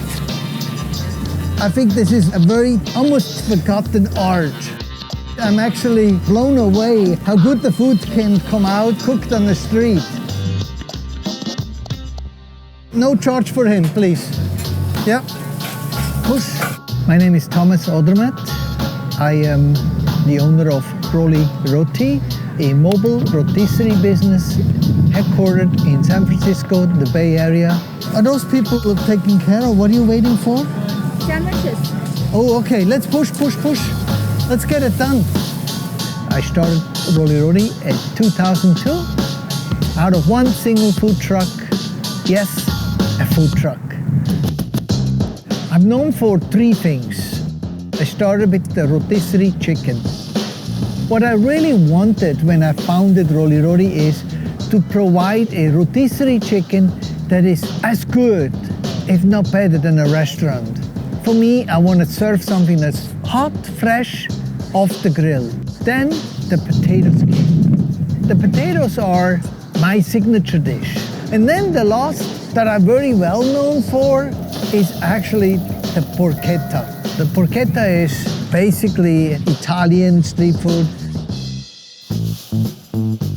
The philosophy of Rolly is to source really impeccably good raw materials. Rotisserie cooking, you cannot rush it. You just cannot rush the protein. You have to be very patient. We're running the oven at about 425 to 460 degree Fahrenheit. Back home, we didn't really use a lot of potato underneath the porchetta, but then my wife, Yumi, was saying, hey, why don't you put some potato under them? We start with a fingerling, and it's a hard cooking potato. So the potato doesn't mash out, it stays intact, but it has the ability to soak up many, many flavors. So we cook them with the drippings, almost indirect frying. It really creates a really nice product.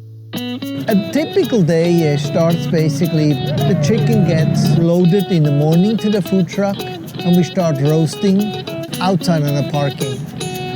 Then when the truck is loaded, finished and situated, we'll move to the farmer's market. Just arugula. Arugula little stuff. We sell throughout the day, and hopefully we go for sellout. Thank you. We're at the ferry building, that is Pier 1 in San Francisco. Push. I come to this farmer's market 18 years. We know Thomas because when he started his business here initially, which is probably more than 15 years ago, we also started coming to the Saturday market. He does a phenomenal job in terms of roasting the chicken, and so every Saturday, literally since 15 years ago, we come to Thomas's business and buy a roasted chicken. You're here every week.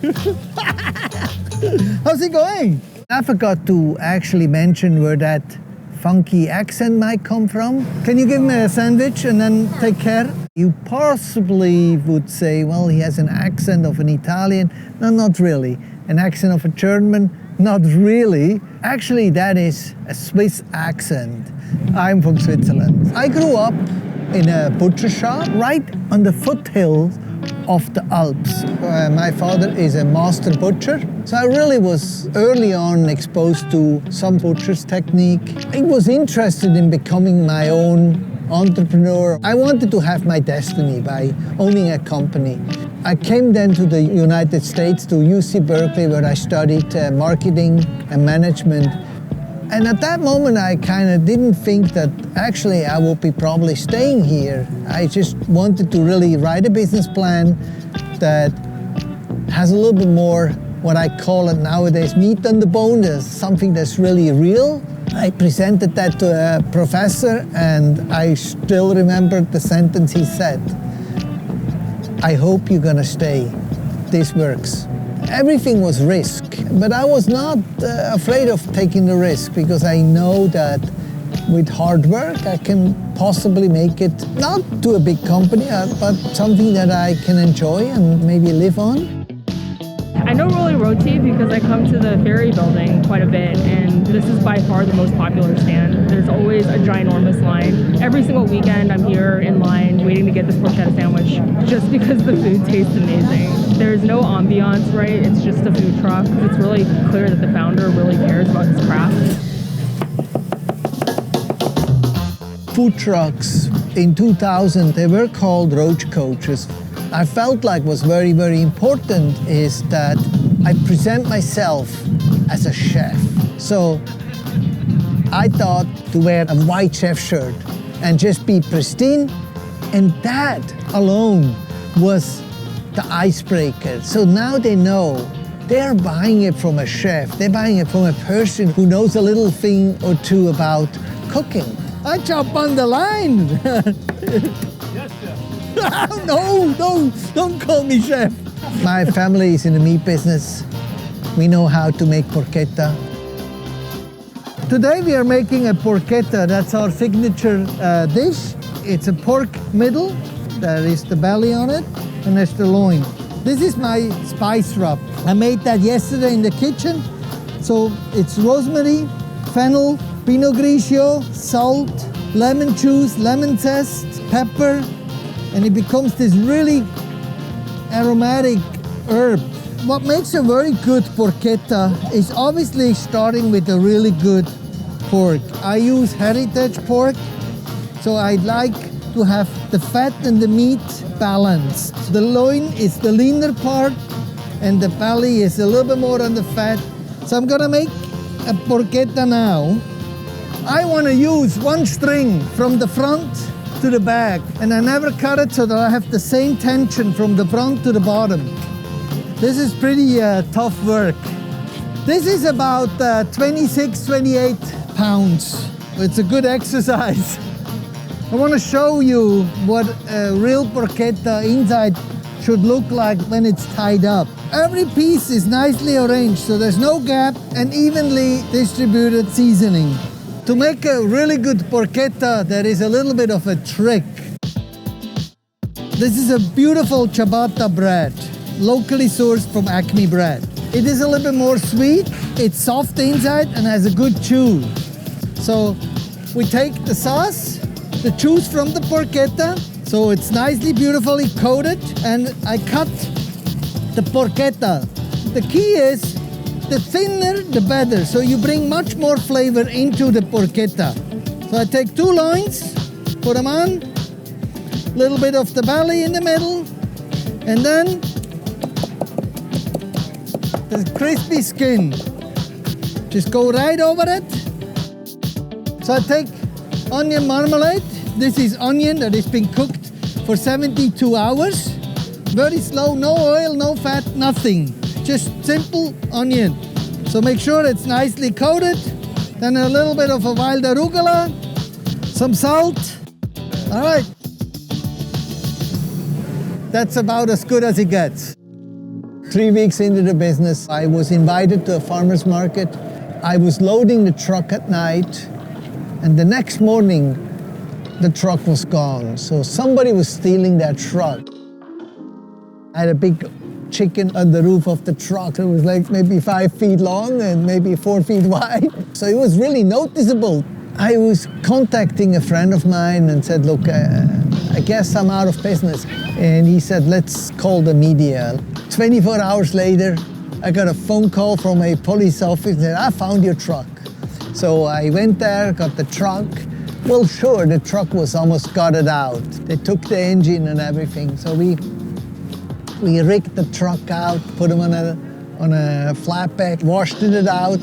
I had an event that I committed to. So we pulled the truck down to Santana Row for the grand opening. And on the way down, people on the highway, they were slowing down and honking and yeah. So the food truck, that rolly truck became kind of known. We pulled the truck down there and we sold out in 2 hours. Would I have made it without that? I'm sure I would have. It gave me a boost for the business, but I don't want anybody to go through something like that. So the truck will stay. Hi, are you the founder? I am. I finally get to meet you. Thank you. I needed to really look hard at the Rolly business. And when I did that, I really said to myself, let's go back to the roots.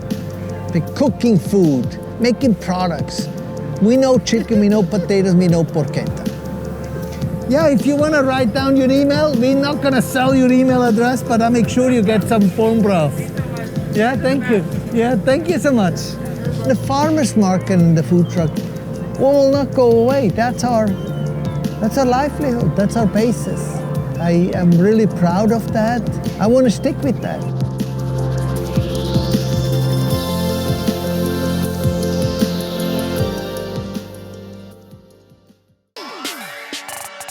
Hello. Yeah, who I am Mr. Fries Man, Lord of the Fries, King of the Fries. That's who I am, Mr. Fries Man. So basically everything that I like, I just put on top of fries. Like you get all type of different toppings. You get shrimp, crab, steak, chicken fried or grilled, chili, bacon, get whatever you want. It's about 32 different fries, plus. I ordered the shrimp and crab. That's your favorite with one? the lemon garlic. It's fire. And now, shit, we went from our backyard selling fries to building a franchise. If you don't try this, you're missing out, cameraman.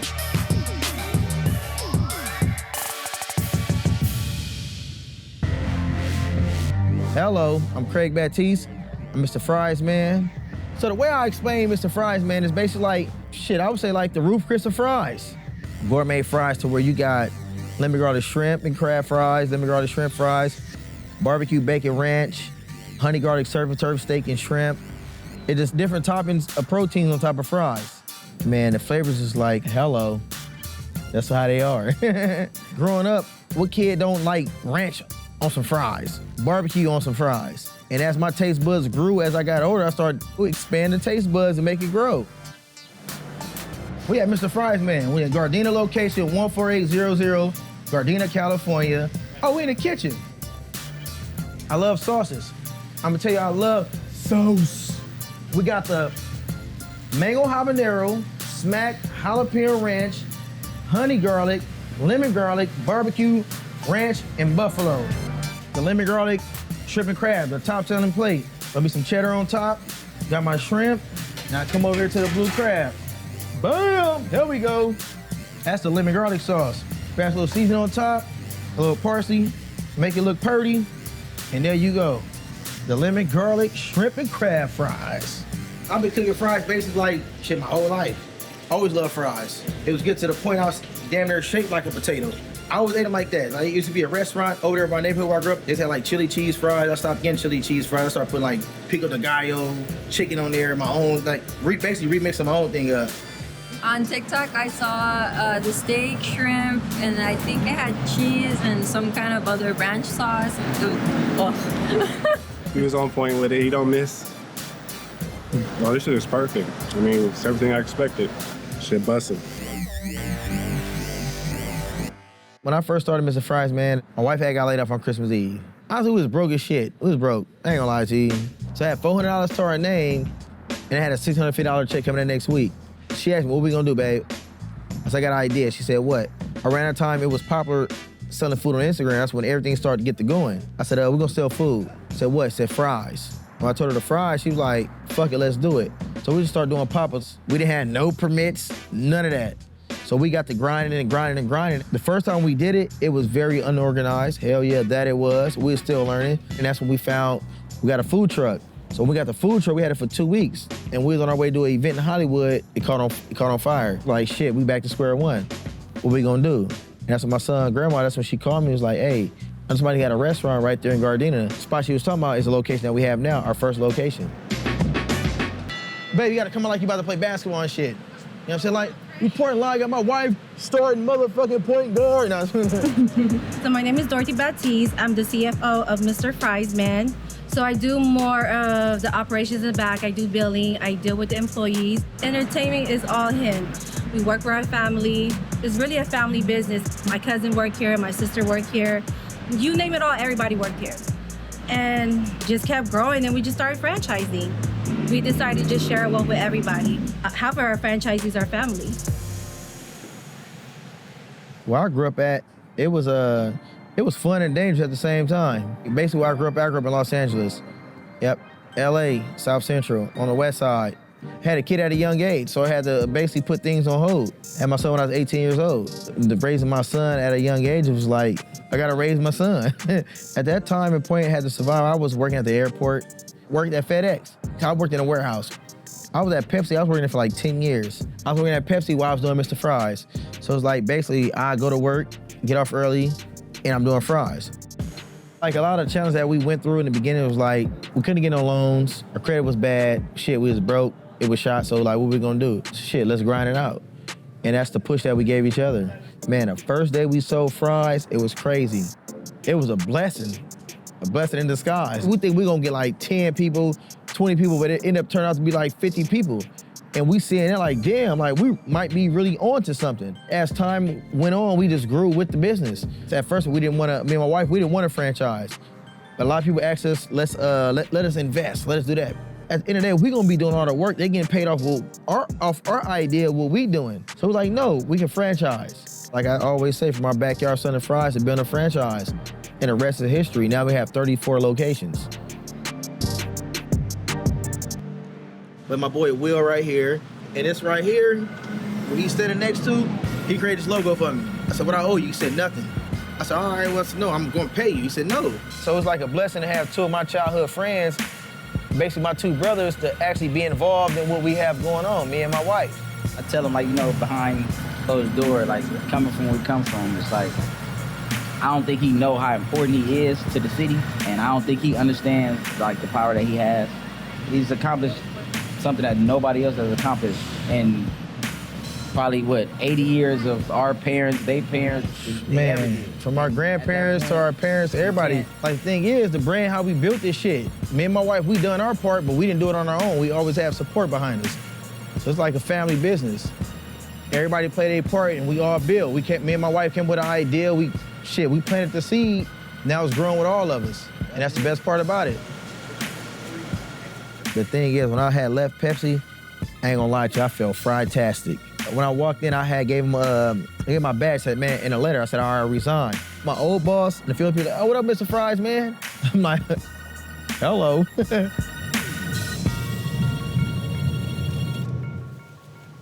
I don't bring nobody here, bro. I really don't. I swear to God. Y'all the first people I ever brought here, I ever filmed with. That's my son, mom. That's my oldest son, mom. And that's my brother, my little brother. That's part of my motivation besides my wife and kids. It made me keep going. And all my nieces and nephews. Even when you feeling down and you going through certain shit, life ain't that bad.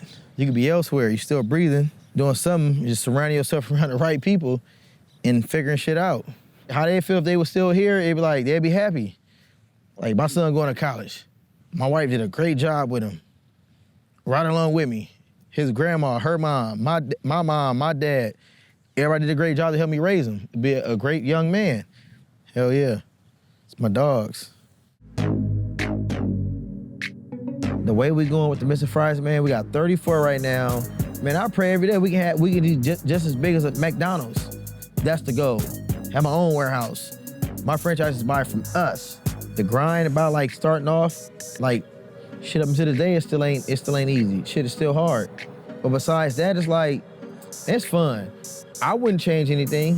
I wouldn't turn back the hands of time and rechange nothing. Mr. Fries pointing live. There goes Mrs. Fries. Hello. Every day I deal with this. Every day. Man, my wife, I can tell you one thing, she's the best. She's fried-tastic. She's my backbone. And the best thing about it, me and my wife, we made each other bosses. Or how you know you're gonna fail if you never tried? You gotta always try to actually see if you're gonna fail or make it. And God has a plan for you if you really wanna do that and that's your position, what you wanna do, you're gonna do it. He had another plan for me. He made me Lord of the Fries.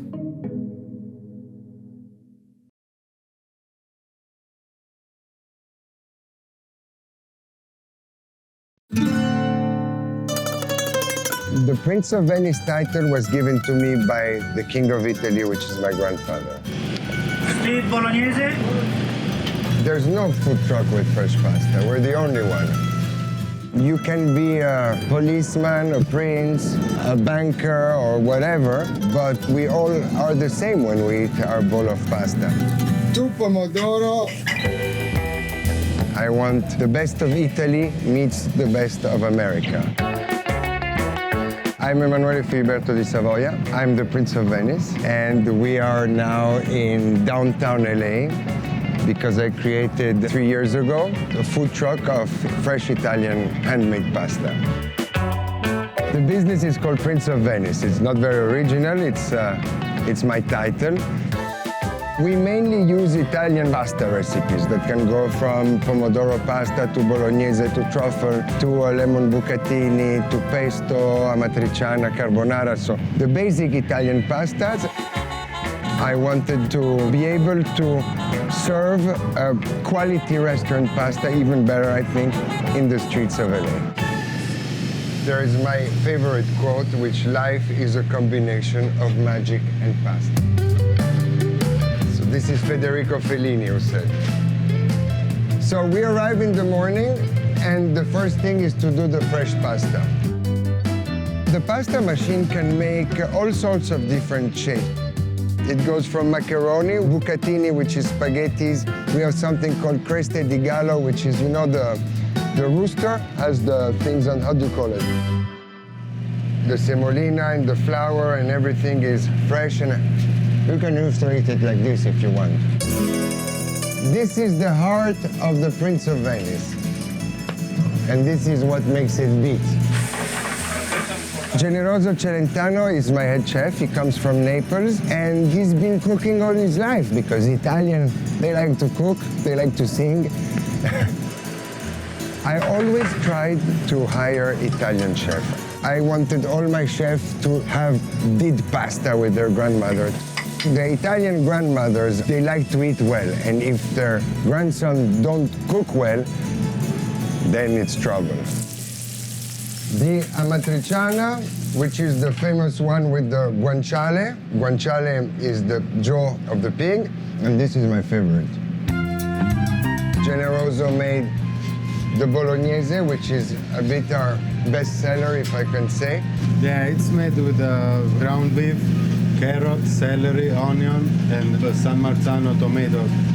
This is the famous tomato I told you, the San Marzano. The cheese wheel is something we like doing also on the truck. It's a wheel of Parmigiano Reggiano. What we like to do is to finish it in the cheese wheel, so the heat of the pasta will make the cheese melt. With a spoon, you can get this wonderful cheese and put it on top of the pasta. This is the truffle cheese in oil. This is the famous truffle macaroni. As I told you, the truffles are quite expensive, quite rare. My family history, we start in the year 1000. Well, my great-great-great-grandfather, Victor Emmanuel II, got the throne by unifying Italy. So he came from the north, and Garibaldi came from the south. Italy was united, and he became the first king. My family were kings and queens of Italy until 1946. And after the war, there was a vote in Italy, and they decided on republic. So all my family went into exile. I was born in Switzerland, and I studied all my life in Geneva. Until I was 30, I never went back to Italy because I couldn't, because in the new Republican Constitution in Italy, there was a law which said that the king, the queen, and all the male descendants could not go back in Italy. It's like if you have this incredible chocolate store just underneath your house, and you have the smell of the chocolate, you can see the chocolate melting, but the door is always closed. Thinking that a boy that had nothing to do with history could not go back in his country, for me it was a little bit sad. So that's also perhaps why I always wanted to create and promote the culture of my country. Fortunately, in 2002, this law changed and I was able to come back to Italy. A lot of things were written about me, about my family. And I said to myself, how can I present myself to Italians? And how can they discover who is the real Emanuele Filiberto? So I decided to participate on Dancing with the Stars. I won with the world record of votes, even more than in America. People discovered me, and I had success in Italy. They liked me, and I continued in television. I hosted Miss Italy, which is like Miss America. I hosted very big shows. After 4 or 5 years, I decided to stop television and decided to do like entrepreneurial business. I love racing. And I like very muscle American cars. It has always been a passion.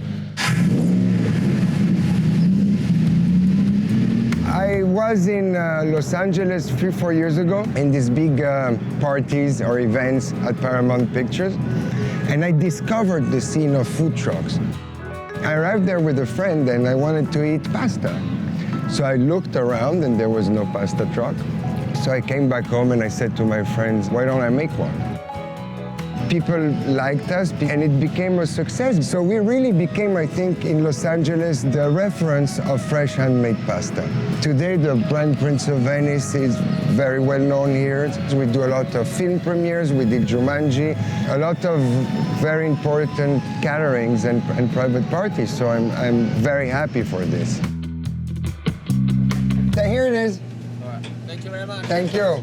But I perhaps did also things which were not very conventional for someone in the royal family. But I always did what I wanted to do at the end, and it worked very well.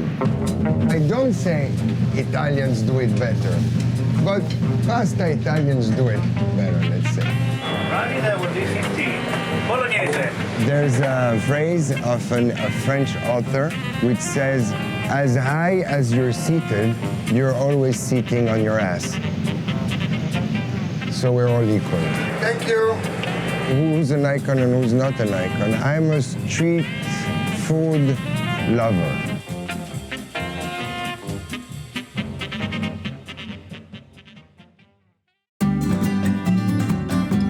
La salsa, el chorizo, la tortilla, una combinación de todo puede hacer un taco bueno y malo. Sabor está bien bruto, está rico el sabor. Taco Ninja, Taco Jedi is probably more like it. El malo que lo van a comprar en otro lado y el bueno que vienen aquí con el primo.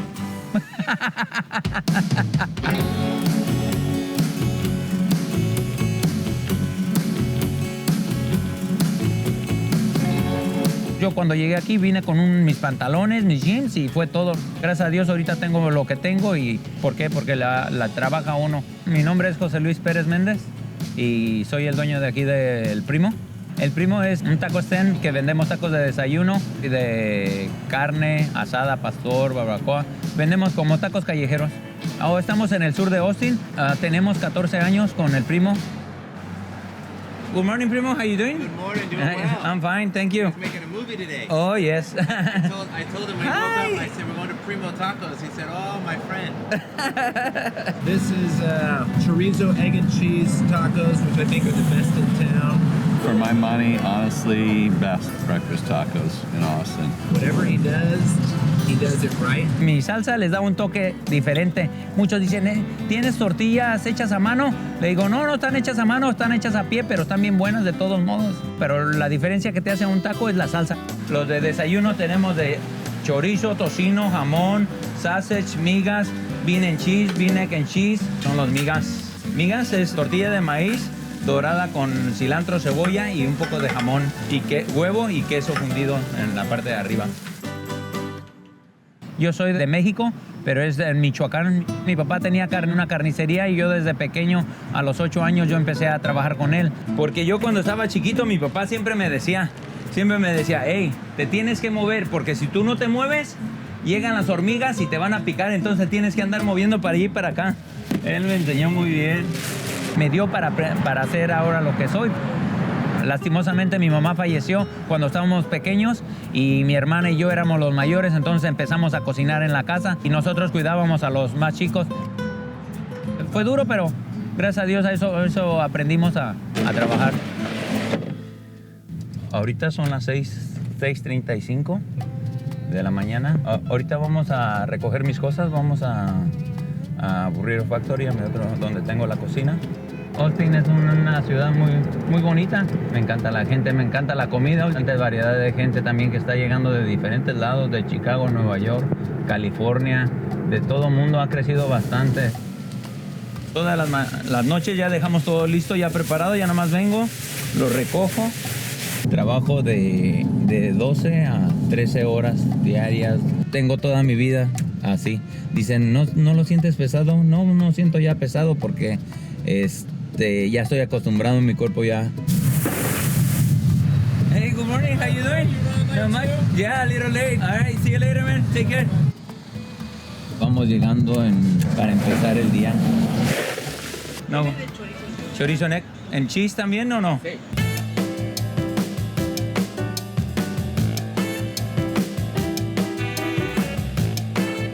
Make great breakfast tacos. Also like the lengua. The guys, good lengua también. I have been coming to El Primo for about 9 years.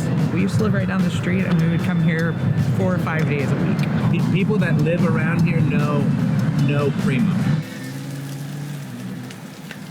Vino un primo de México, siempre yo, primo para acá, primo para allá, primo para acá, y todos ya me decían primo, por eso fue que le puse. Pero sí, yo soy el primo de todos y todos son mis primos.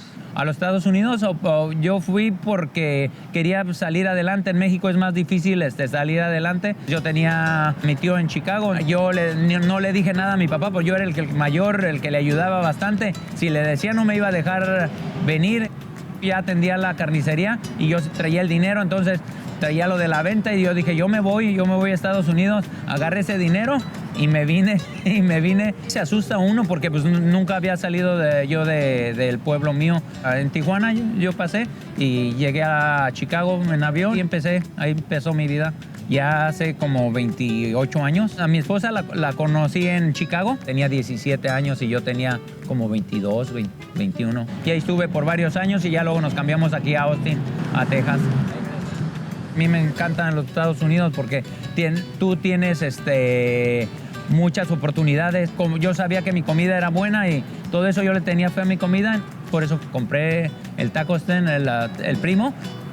Y lo traté por un mes en las noches, pero es muy pesado en las noches. Entonces mi esposa me dijo, ¿por qué no vendes de desayuno? Le digo, pero yo no sé hacer los tacos de desayuno. Dice, es bien fácil, vamos a ver cómo los hacen. Ya fuimos, pedimos unos tacos. Digo, esto está bien fácil, yo lo voy a hacer. Y empecé a hacerlo por las mañanas y la gente les gusta mucho.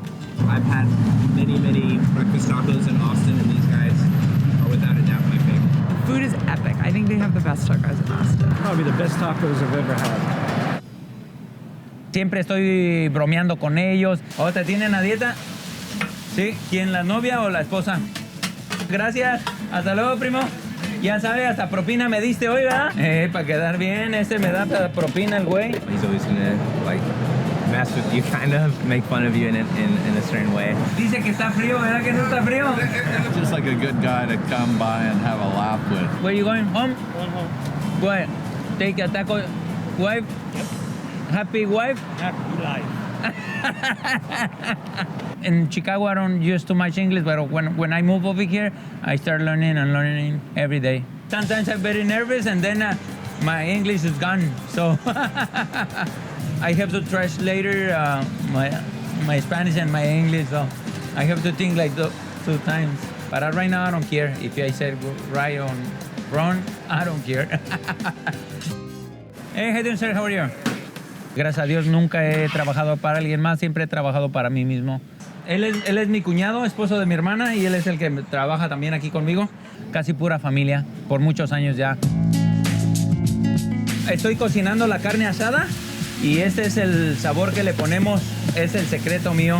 Chef es el que va a la escuela y todo eso. Mi escuela ha sido la calle, o sea, aprender afuera. No creo que sea un chef yo. Cocinero sí, un cocinero con buena mano.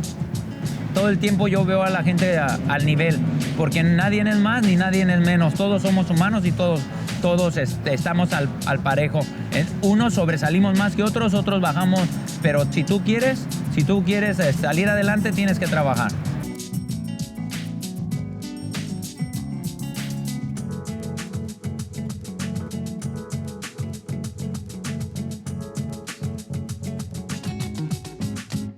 American dream. I don't know if people understand what is American dream. Comes a lot of hard work and sacrifice. This is what people want, so we go for it every day.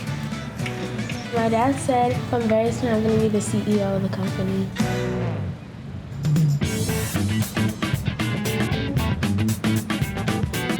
I can say DF is the best Nigerian food in New York City. My name is God Shelter. I am the founder of DF Nigerian Food Truck, a company of divine flavored catering. My name is Bisola, God Shelter wife. 1 jollof rice and fish, and order of plantain, please. The truck has been running for about 4 years. This location has been running for 7-8 years of catering. This is Elijah, and this is Dosa, and this is Toby. Very helpful. So they're always helping out. The truck is open every day, Monday through Friday, located on 828 2nd Avenue, front of the Nigerian Consulate. Well, we have a bunch of Nigerian food we sell. When they look into the menu and they see so much varieties, it kind of thrills them, and they don't believe we have them. Yam porridge, we have jollof rice. That is the #1 selling. It's tomato-based rice. Comes with curry, thyme, habanero pepper. This is the best jollof ever. The second one is called moi moi. That one is #1 too. That's the moi moi.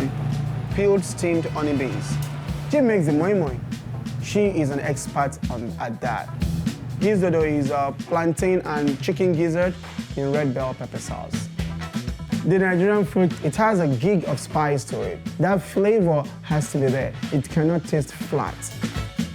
I know that this food is not just for Nigerians, it's for the whole world. I'm from Ogun State, Abeokuta. I'm mixed. I'm Ghana and Nigeria. Back home, my mom is a chef. So I told my husband, I think I grabbed it from her. I went to play that lottery, and I come back to this country. I started off as a baker. This is back in Nigeria when I was in high school. There's this orphanage, Hearts of the Father outreach. They brought me here, and that was in 2001. We met back in 2006. Somebody introduced that to me, and that was it. We got married 3 months after we met. When you come to America for the first time, you've been thrown in the middle of the ocean to swim. Or else you're just gonna drown, and that's it. Once you drown, the old dream is shattered. When I got here, about a few months down the line, I got a job at Zebra. I was just all over the kitchen, from making rotisserie chicken to marinating all the dishes. At lunch hour, I would sit down and I would see UPS truck getting loaded up with food that is gonna be shipped across the country. And I was just saying to myself, there's no one doing this in my community. I can do it. 72 is ready, yes. At my 10th anniversary at Zebras, I said, that's it. I'm gonna start my own. We always package the food, we take it to the church. And there is one sister just meet us that, oh, you can go to the embassy. They meet like good cooking people like this. So why don't you go there?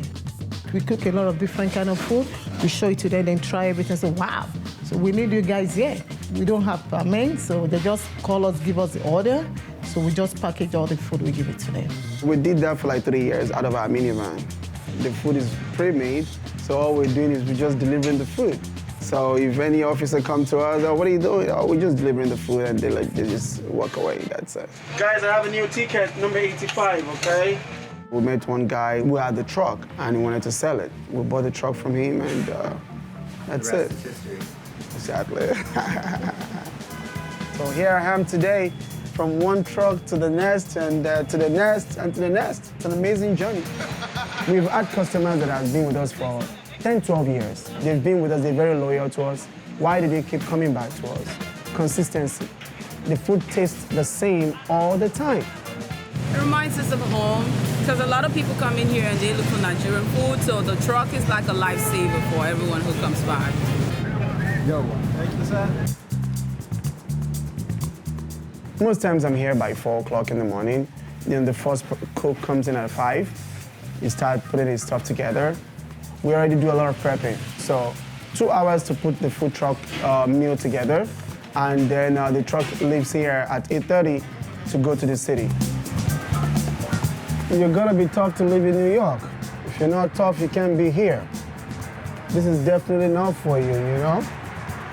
Get to the city about 9:15.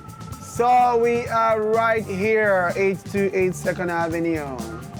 Hey! It's right here, bro. We did it together, my brother. I love it. Right now, we're gonna be taking online orders. And then between 11 and 1, that's when the place gets really, really busy. So over here, we have the jollof rice. We sell 50 to 70 pounds of this on a daily basis, and that is a lot of rice. The jollof rice and the goat. This is the first thing people should try when they come to the truck. Top selling. People come to the truck just for this. If we sell out, oh wow, it's a big problem. So we see a lot of people like, even if you don't go one day, they'll be calling. We close today, it's like, oh my gosh. They'll just call all the phone from me like, what? So this is really crazy. This is what they really want. He's an amazing guy, the food is good. I'm quite sure my Ghanaian brothers and sisters might take offense to this, but I would say you can't beat Nigerian jollof rice. We have the best jollof rice in the entire universe. Okay, 33.75, please. It does remind me of Africa. You just have to get a pounded yam and goat meat. You enjoy it, you like it. So my favorite is jollof rice. And I also like the yam sauce and snail. That's what I'm getting, actually. The peppered snail, it's amazing. It's really nice. Everyone coming to the truck. Right there, you see the connection is coming together. For us, it's a business we have to run. Even though we have little children when we started. We have to push. We work like 7 days a week. Even when we're down, we're sick, we have to push. Overall, we work for like 5 a.m. to 7 p.m. every day. And then on weekends, we do catering. I personally wanted to succeed, and that's the key. She also want the business to grow.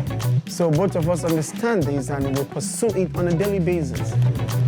It's a lot of hard work, it's a lot of sacrifice, but it's worth it for us.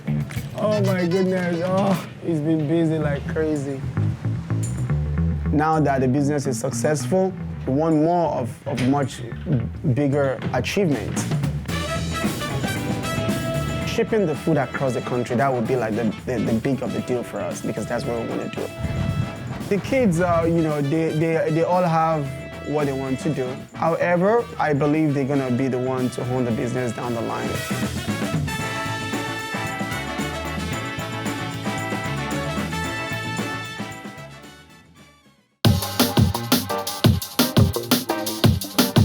Sometimes I'm working and I'm like, damn, that piece right there, it's so good. And I'll just make a taco real quick and I put everything on it, the salsa, and I'm just like, Oh man, I'm home. Like this is it.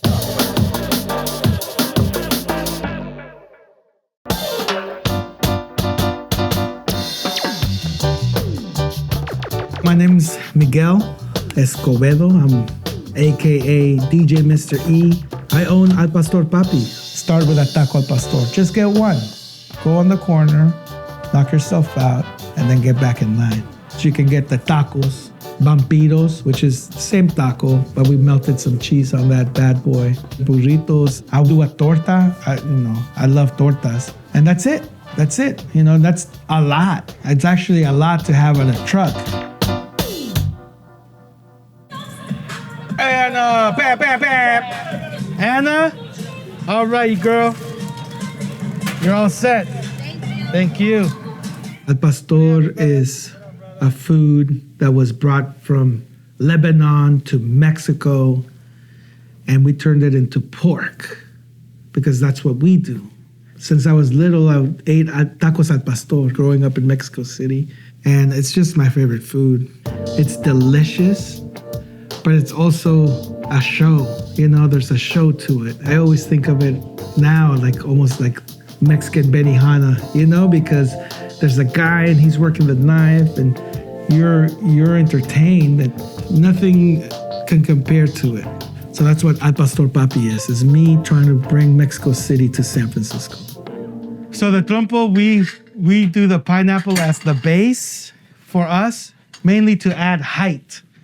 We're trying to make a trompo, which is a top, and so you want to achieve that exact shape when you make the trompo. And so you have to be picky about the size, what's next, And the layering starts with the cutting. In the Bay Area, it's almost never trompo. What makes Al Pastor Papi's Al Pastor different than any Al Pastor in San Francisco is that it's real Al Pastor, and it's a real trompo that's being marinated for a couple of days, built and made that day for you. The beauty of it is that it's the recipe that I got from Mexico City. It's super dope. It's the sexiest food, man. It's to see the color, and then once we start firing it up, it's just an amazing food. It's got so much history and tradition beyond our borders, So I was born and raised in Mexico City. My dad, just a great cook. He's the master of the salsas. And I don't mean dancing. My dad was involved with my uncle's restaurant before we came here, and the restaurant Celia's. And the first job was bussing tables at Celia's. I fell in love with San Francisco the first time I saw it, the first time I was here. So when I was 14 years old, I told myself, I want to live in San Francisco, have a restaurant in San Francisco, and DJ in San Francisco. That is my goals in life. And when I was 25, I started DJing in San Francisco. When I was 26, I owned a restaurant in San Francisco. And when I was 27, I lived in San Francisco. You gotta watch what you put out in the universe because it might happen, The opportunity arose with my brother having seen a spot. What came out was papalote, which was Mexican food. But then I 20 years later, I was like, I should just, coast and autopilot. I'm good, but I'm missing something. And at that point, my brother wanted to take the whole thing this way, and I wanted to do it more this way. We parted ways, ending my 20-year run at Papalote and starting something from scratch was the stupidest thing I've ever done, and then the best thing that I had to do. Now, my inspiration and my motivation is Al Pastor Papi. So everything in the menu evolved around this.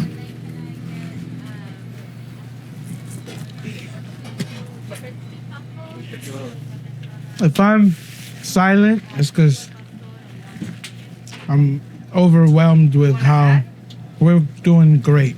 So we're gonna do the main event of our menu, which is the tacos al pastor. The way that you should try to cut the trompo and parallel to the meat and one straight line down, onion, cilantro, and then all the al pastor has the piña. So that's it, man. That's the basis of it. This is what it all revolves around. I owe it to myself to really learn as much as I can, just personally, about my favorite food.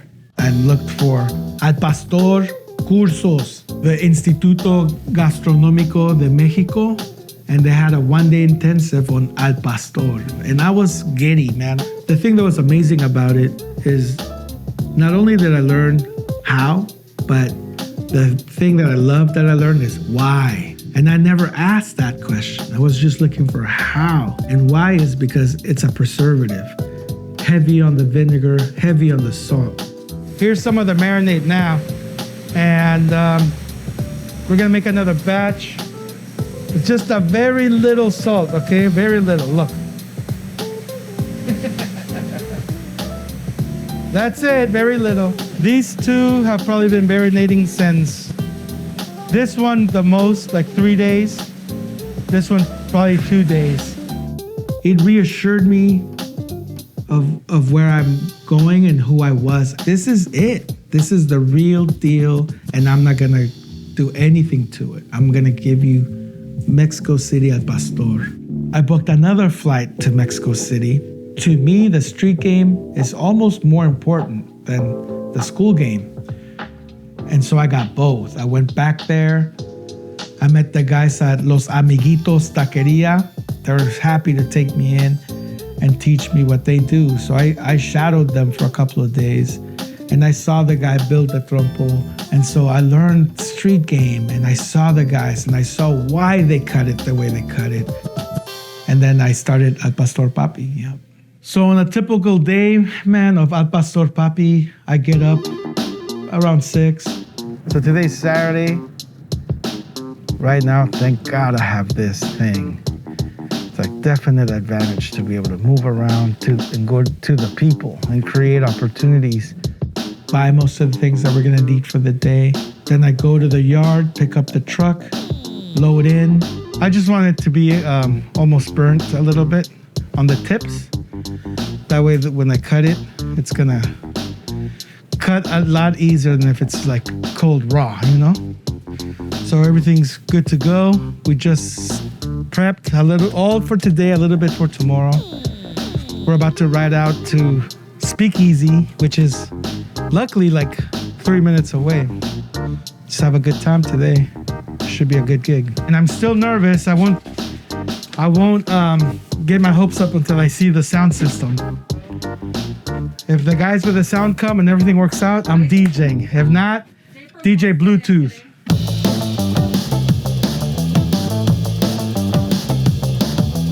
All right, so I'm making the torta. The torta, we pretty much assembled the kind of like the shavings and scraps off the trompo.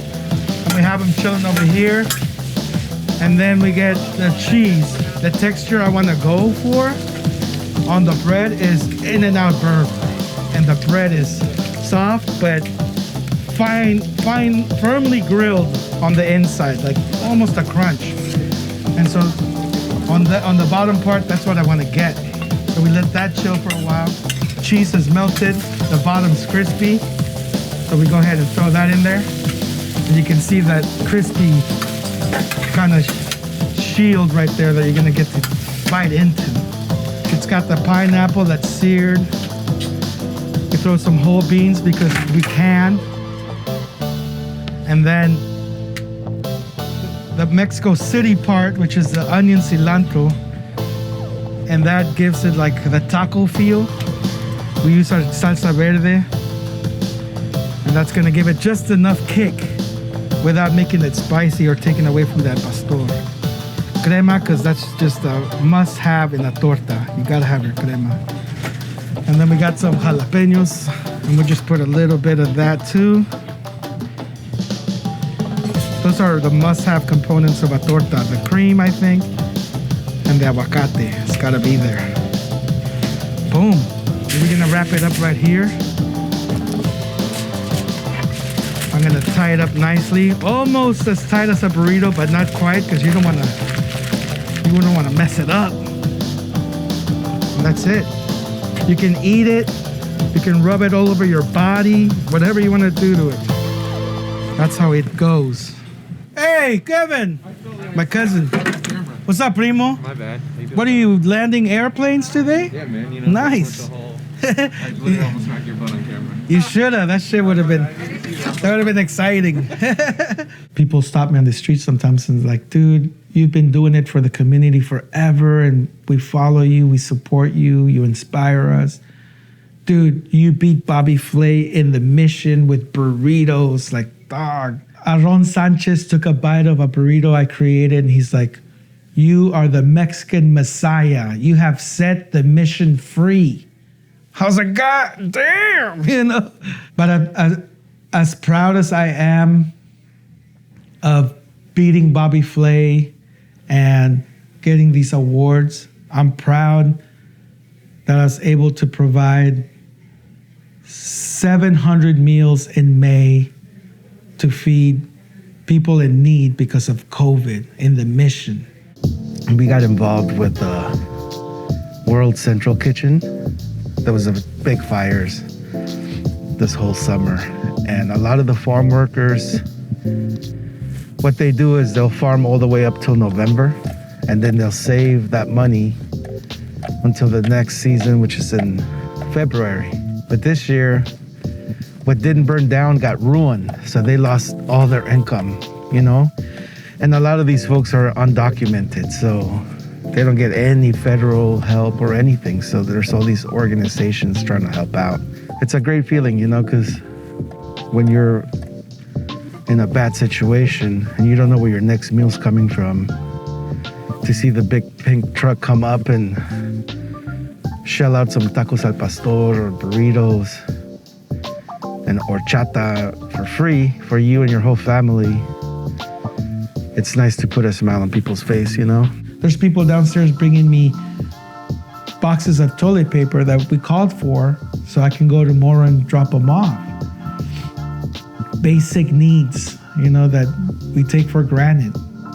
They don't have the resources right now. I feel as a restaurant owner and as a member of my community, it's my job, it's all of our jobs to give back to the community.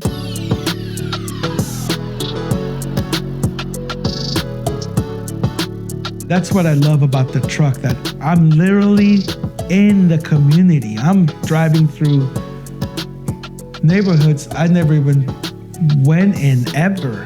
And now I work in Hunters Point. I'm constantly in the Mission.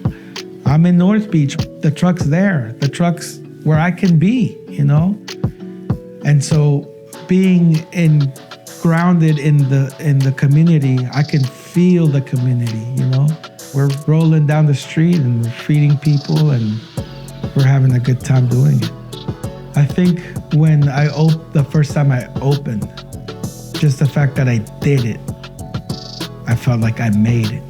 That I made it from a thought to a drawing, to a concept, to the truck's almost ready, to the trompo's almost ready, to my first trompo. We survived the worst part of COVID. We're still kicking ass, so we're making it, you know, and I made it, you know.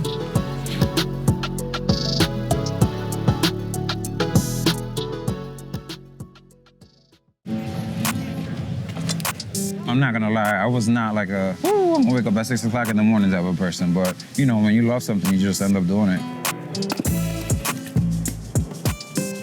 Gotten Dominican Cowboy, Queen's Pitmaster, Brisket King. I mean, I really don't call myself anything. Yeah, I'm a Dominican New York kid that does Texas-style barbecue. We went from selling from our backyard to one of the most popular and one of the biggest food festivals, I would have to say maybe in America. It's like first Dominican in New York doing barbecue. I mean, come on now.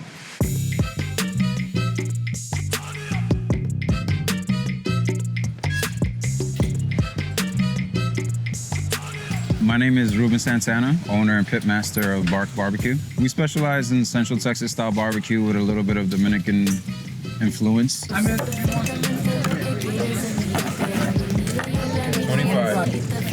The Dominican influence on my food, I would have to say it has to do a lot with the spices. In Texas, it's really known to be salt pepper, but we use a little bit more than salt pepper. We cook on an offset smoker. It's really a long and slow process the way we cook our meats. We offer a plethora of meats: brisket, beef ribs, turkey, chicken, pulled pork, pork ribs, and our newest addition, chicharrón, which would be pork belly, but in the Dominican style. And some of our sides are sweet plátanos, arroz con gris, moro negro, coleslaw, and mac and cheese. The reason why we're called Bark Barbecue is because of what happens with the smoke and the meat, the outer layering of the meat forms a bark. So anytime you see like the brisket and it's all black, it's not that it's burnt or charred, that's called bark. The turkey is a really popular item, but I feel like it's slept on too much. Too many people sleep on the turkey. I gotta change that.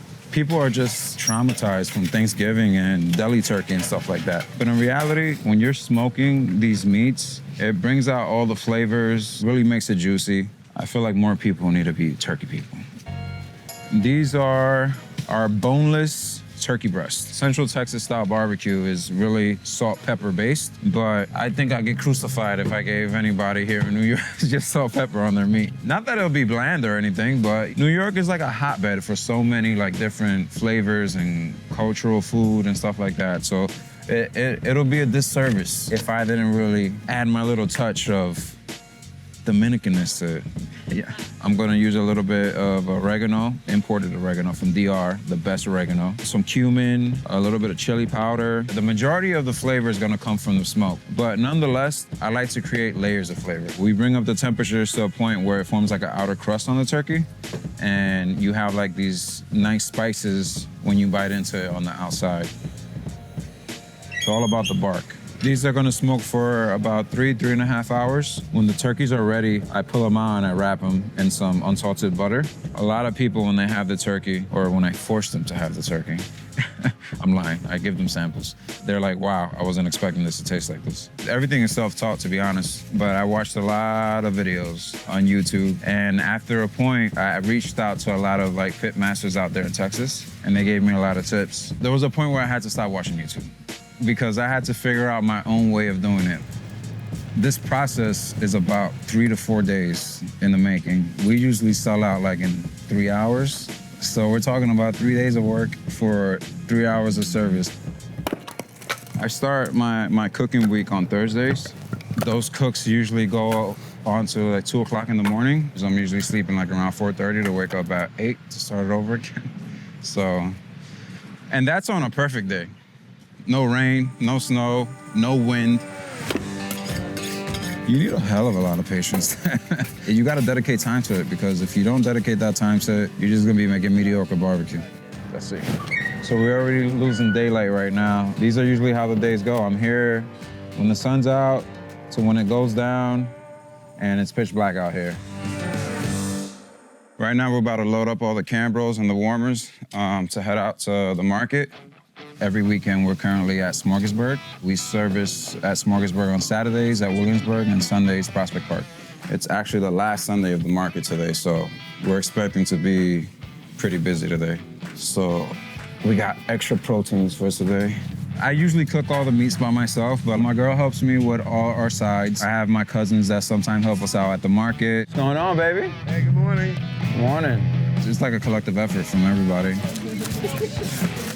So today for the sides, we got our plátano maduros, really a customer favorite. The maduros recipe is really about having a keen eye to know which maduros you're grabbing, to be honest with you. You gotta know when they're ripe enough. So if you don't know how to pick maduros or plátanos, you ain't Dominican.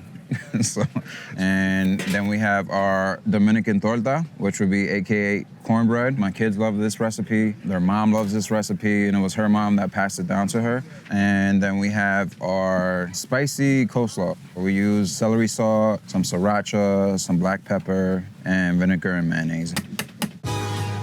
My very first job was at Zaro's Bakery. That was a bakery out there in Penn Station. I think that was my only food job, and it was actually my last one before barbecue. I worked for a HVAC company, and I also worked in automotive. So I've always had like this history of working with my hands. When it came to barbecue, it's hard labor, but I guess I was just, used to it. I did the HVAC for about 4 or 5 years, and that's when I started dabbling into the smoked meats side of things. It's crazy because it was just something that I was doing it after work on Fridays. I'll prep all the meat and go throughout the whole night and service all Saturday and didn't get any sleep until Sunday. I did that for months out of the backyard. People would come, buy my food, we would sell out until eventually we had a line going up the driveway. And that's when it hit me like, wow, this is something that it seems like it can be something. Because it was basically a hobby, to be honest with you. But I took it more than that because it takes more to be like, I'm gonna stay up all night, cook this brisket with no sleep after work and do service the next day and only have like 1 day out of the week for yourself. So I felt like I really wanted to be good at cooking barbecue. When I first started, I had a cheap $100 smoker. I was doing 1 brisket a week. I would call people and tell them I'm doing barbecue. Hey, would you like some barbecue? And people would actually buy it. It was just 1 brisket. This would be people I would harass over the phone. But I would cook that brisket as if I was gonna serve 100 people. And the same way it goes now. Like if I'm serving 100, I still have that attention to detail as if it's just 1 brisket. After, I got this smoker, it jumped to 10, 12 briskets, then 20, 30. And now look, and it's these little small progressions that actually amount to like something bigger. So I think we're gonna pull these rib tips and wrap these so we can finish them off. So our rib tips are basically an extension of our ribs. Let's say you have a rack of spare ribs right here. This is basically the top of that spare rib. So I counter the saltiness with some sweetness. Not too crazy. The pure honey helps with the meat not drying out when it's wrapped and holding. And of course, also gives a little bit of flavor. This gets wrapped. It's gonna go back in the smoker. Basically what I'm gonna look for is that I can lift this up and it's just like folding over my hand. And we're gonna pull it off, let it cool down, and then we're gonna throw it in the warmer to hold for tomorrow's service. The type of barbecue that we do really isn't that common in New York. I wanted to bring a Dominican influence into the barbecue because it's basically my background. It would be like me fighting myself not to season something, the way I was used to growing up. I was actually born in Uptown in DR 2.0, Washington Heights, but I was raised the majority in Queens, in Southside Jamaica, Queens. I was raised in a house full of women only. My grandmother had custody of us. I had aunts, cousins, and they all used to just throw down in the kitchen, all the holidays and all that stuff. My childhood, it was just like any other childhood of minority raised in the inner city. Wasn't that great in school. Gave my grandmother a lot of trouble. When I was 19, I was arrested for a firearm, set up for a firearm, and I was incarcerated in Rikers Island. That was a tough time. Being in the jail system is something really common in our family, so it seems like I was just continuing the chain, basically. In there is when I made the choice to improve myself and wanted to break that chain in my family, and I came out there a better person. I learned about who I am, that I'm not a follower, that I want to be a leader, and I do have the traits to be a leader. The rib tips. I actually saw a guy walking and said, oh my God, that meat looks good. And so I was like, she's like, it's probably this guy. So then we came over here. So we got a mixture of the lean and the moist brisket. I ordered a pound of brisket. It's delicious. It's super juicy. I try to come almost every weekend. I live in Manhattan, actually, so I've been commuting either to Williamsburg or to Prospect Park just for these guys. Ruben's great. Just great people, great food, great hospitality. No, I don't consider myself famous. Not at all. I didn't go to no culinary school, so to have people making lines for us, so it's beautiful. I've had a rough upbringing. It's been a tough path, but I feel like it's not what defines me, it's what's made me, and I wouldn't have it any other way.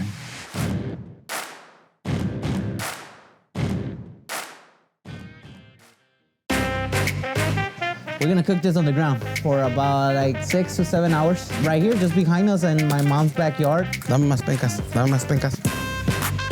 Es una cultura mexicana que está por generación. Nuestros padres le enseñaron los abuelos sus papás, y así vino. Y si estamos haciendo una barbacoa original, ¿por qué no hacer las tortillas originales? Mis tacos de barbacoa son grandes. Que aquí en Los Ángeles es difícil de encontrar a alguien que haga un menú de borrego. Pero aquí nosotros no es nada difícil para nosotros. Todo es posible.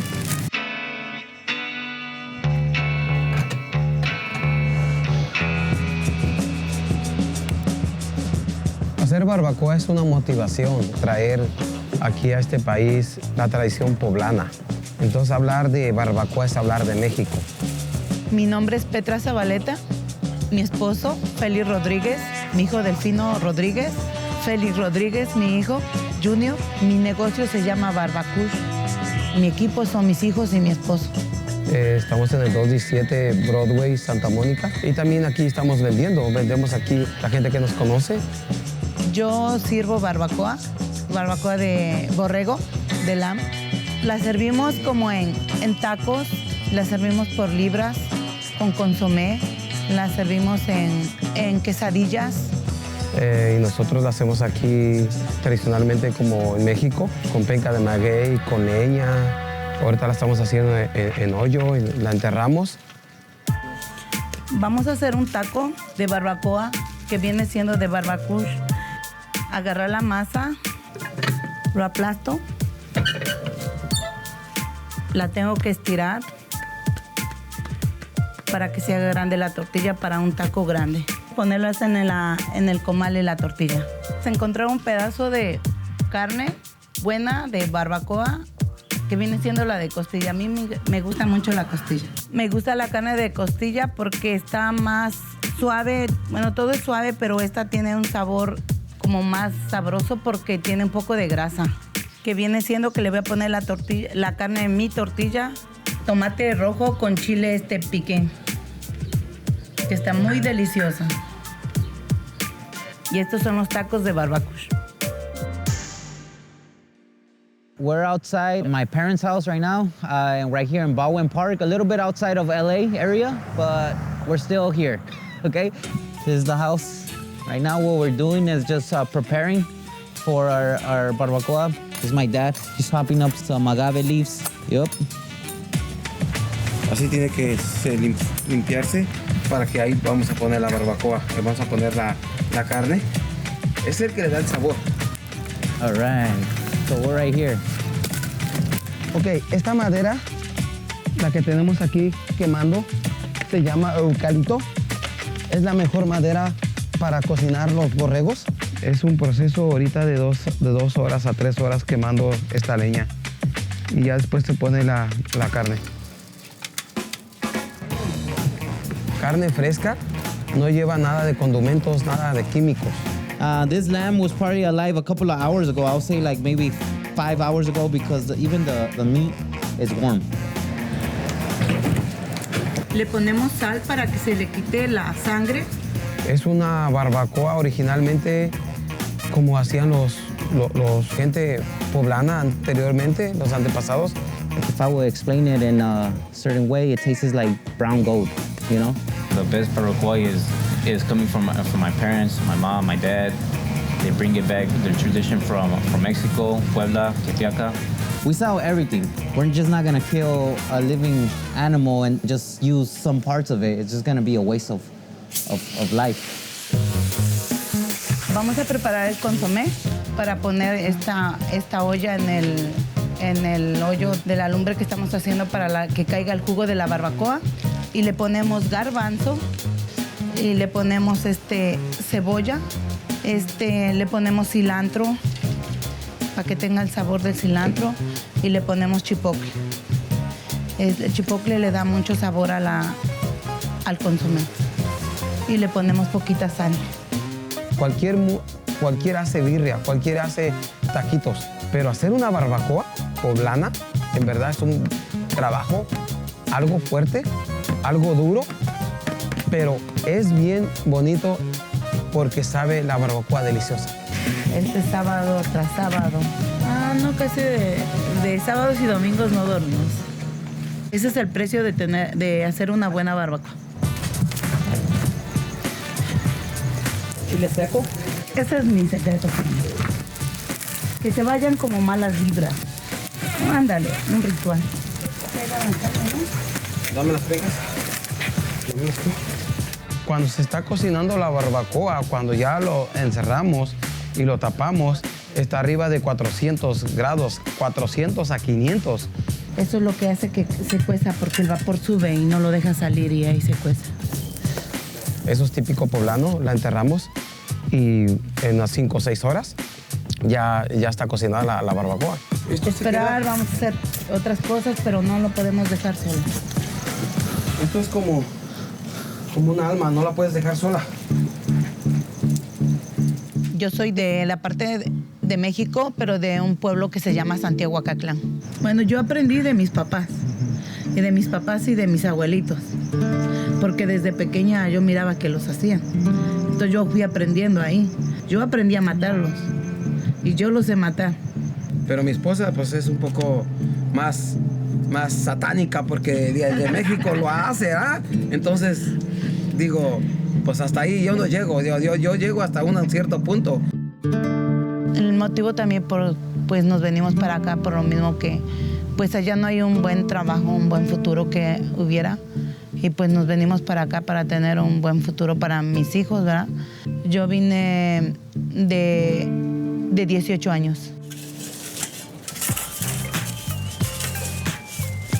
Y hoy estamos terminando, hoy domingo, a las 7 de la mañana. El procedimiento dilató de 10 a 12 horas. Levántalo, así, sí. Que no caiga la tela. Sí. Mire, si sale la comida, súper delicioso.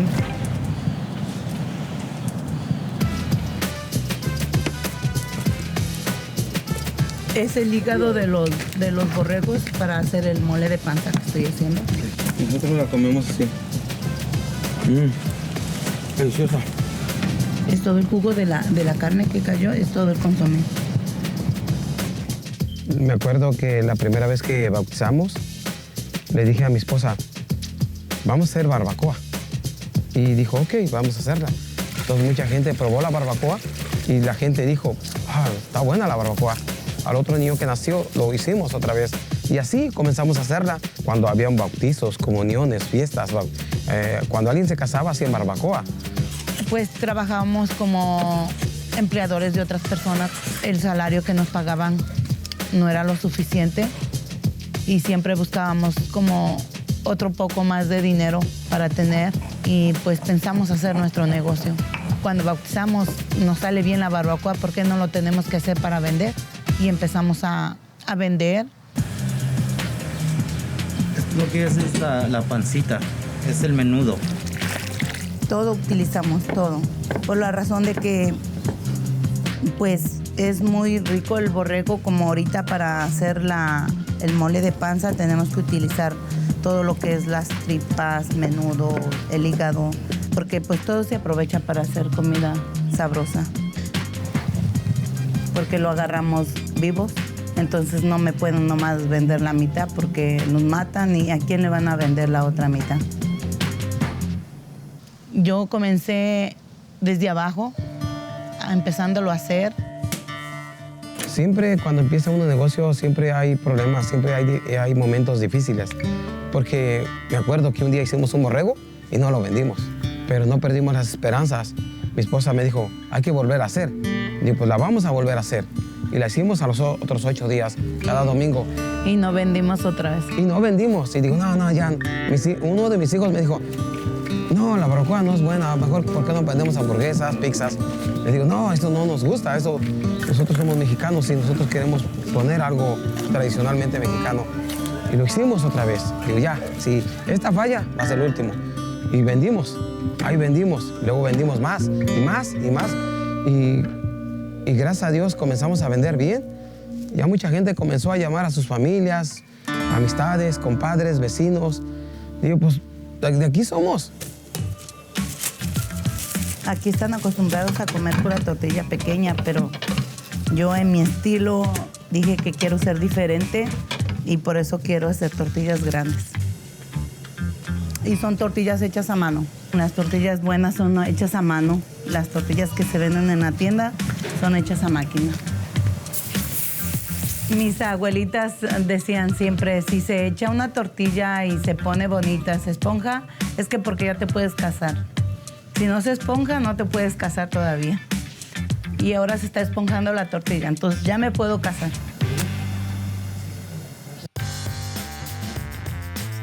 ¿Echaste la cabeza? No, barbacoa. Oh, no. ¿Quieres una cabeza? ¿Sí quieres la cabeza? Dame la cabeza. Esta es una cabeza de un borrego que un cliente lo pidió. Aquí no le puedo quebrar porque acá hay los sesos de la cabeza y la gente lo quiere también.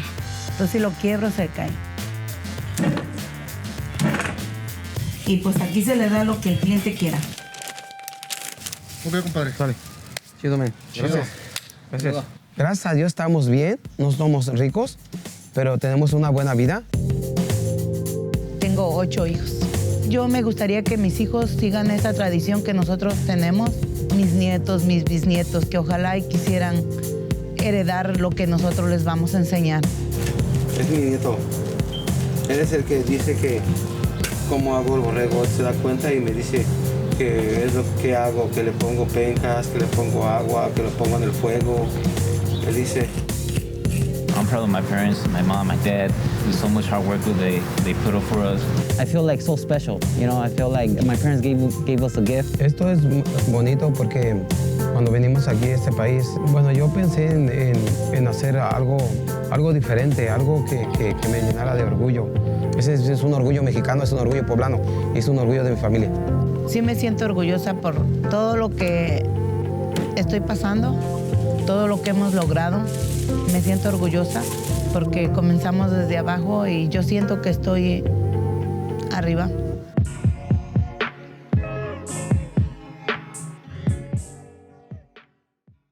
When you live in America, you can do everything you want, but you work, your hard work and honesty, you know. Now I'm here, and the Filipino people like dollar hits. We have 33 kinds of sticks. Every stick, it's $1. That's what's called the dollar hits. All the way from Hawaii!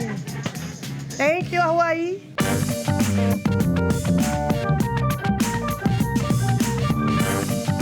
We started this business since 2013 with a small table only. Then every day is going up, going up. Okay, I'm Elvira Chan from Dollar Hits Temple. It's Miss Nelita and Josephine. They are my siblings. They are my partner in crime. No, joke only. Elvira Chan is the financer.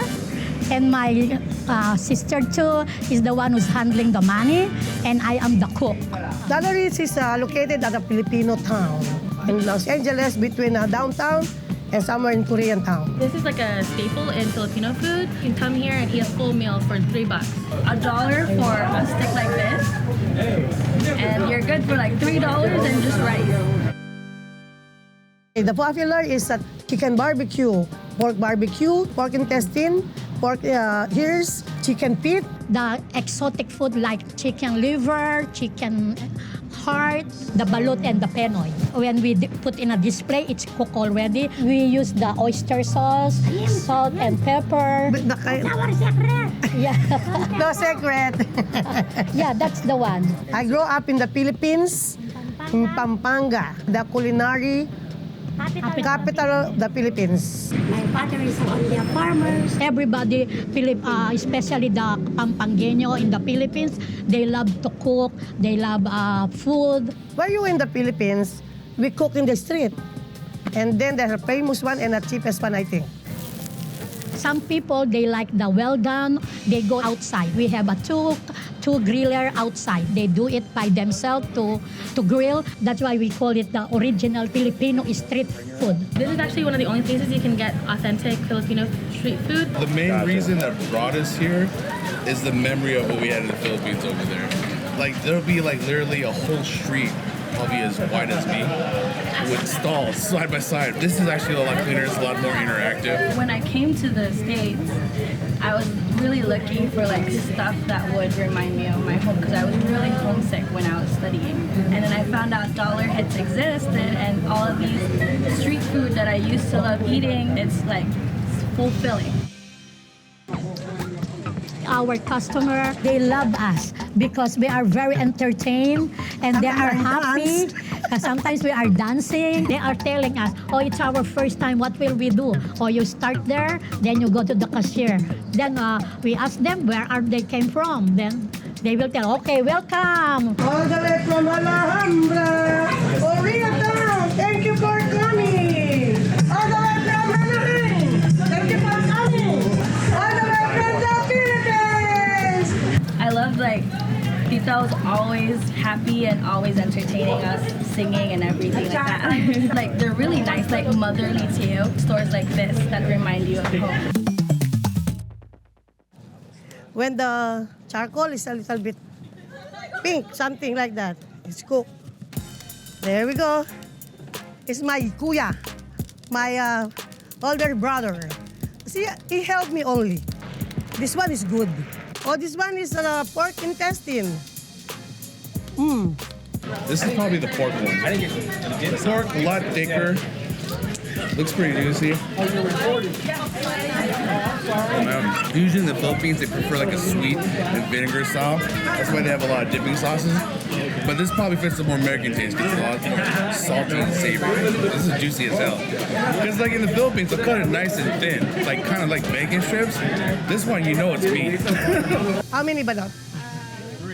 Three? Three. Three balot.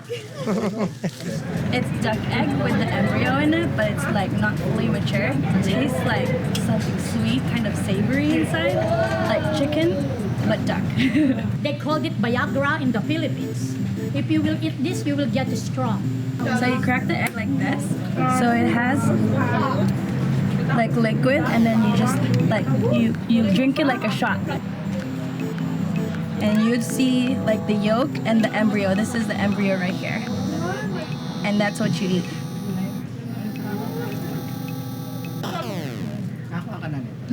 What scale? 1 to 10? 10! I moved in America May 18, 1998 because my dad is here. I take care of my dad because I am business person in the Philippines. So I thinking that I gonna buy the market. When my sister came, she helped me a lot. In the first place, I take care of my dad. And then me, I'm thinking I gonna go to the hospital to sell food. The Filipino food, like pancit, egg rolls, adobo with rice. I earn a little bit money to sell food to ride the bus. That is hard work, you know. But now, we have a business here. So I'm a little bit blessed and lucky. The dollar is started only in the street. And then he told me, why don't you get food truck? At that time, I get food truck. But the food truck is too expensive. It's 4,000 a month. Luckily, he sold this one to me.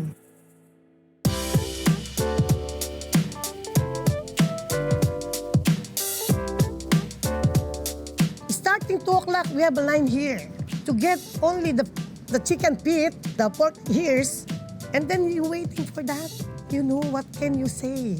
I am very popular in Facebook. The Facebook, the social media is the one who raised me up. When I'm in Europe, I think 1 month ago, you see me, some people there, oh, it's the one who owned the dollar hits. And then I'm, what? Up to here, you see me, you know me, you know. Because everywhere. I don't know why. Because he knows me. That's why. Always in the Facebook, my face. I am famous, thank you to all our medias. Every time where we go, oh, the owner of the dollar is the owner of the dollar. But I'm not rich. I am proud of that, even though you don't have money. I don't have money. We don't have money. You know the money. We work hard, but we enjoy. You don't bring money in your 6 feet under the ground. You don't have money. But we enjoy. I'm proud of being the owner of Dollar Hits. And then, you know, I'm happy.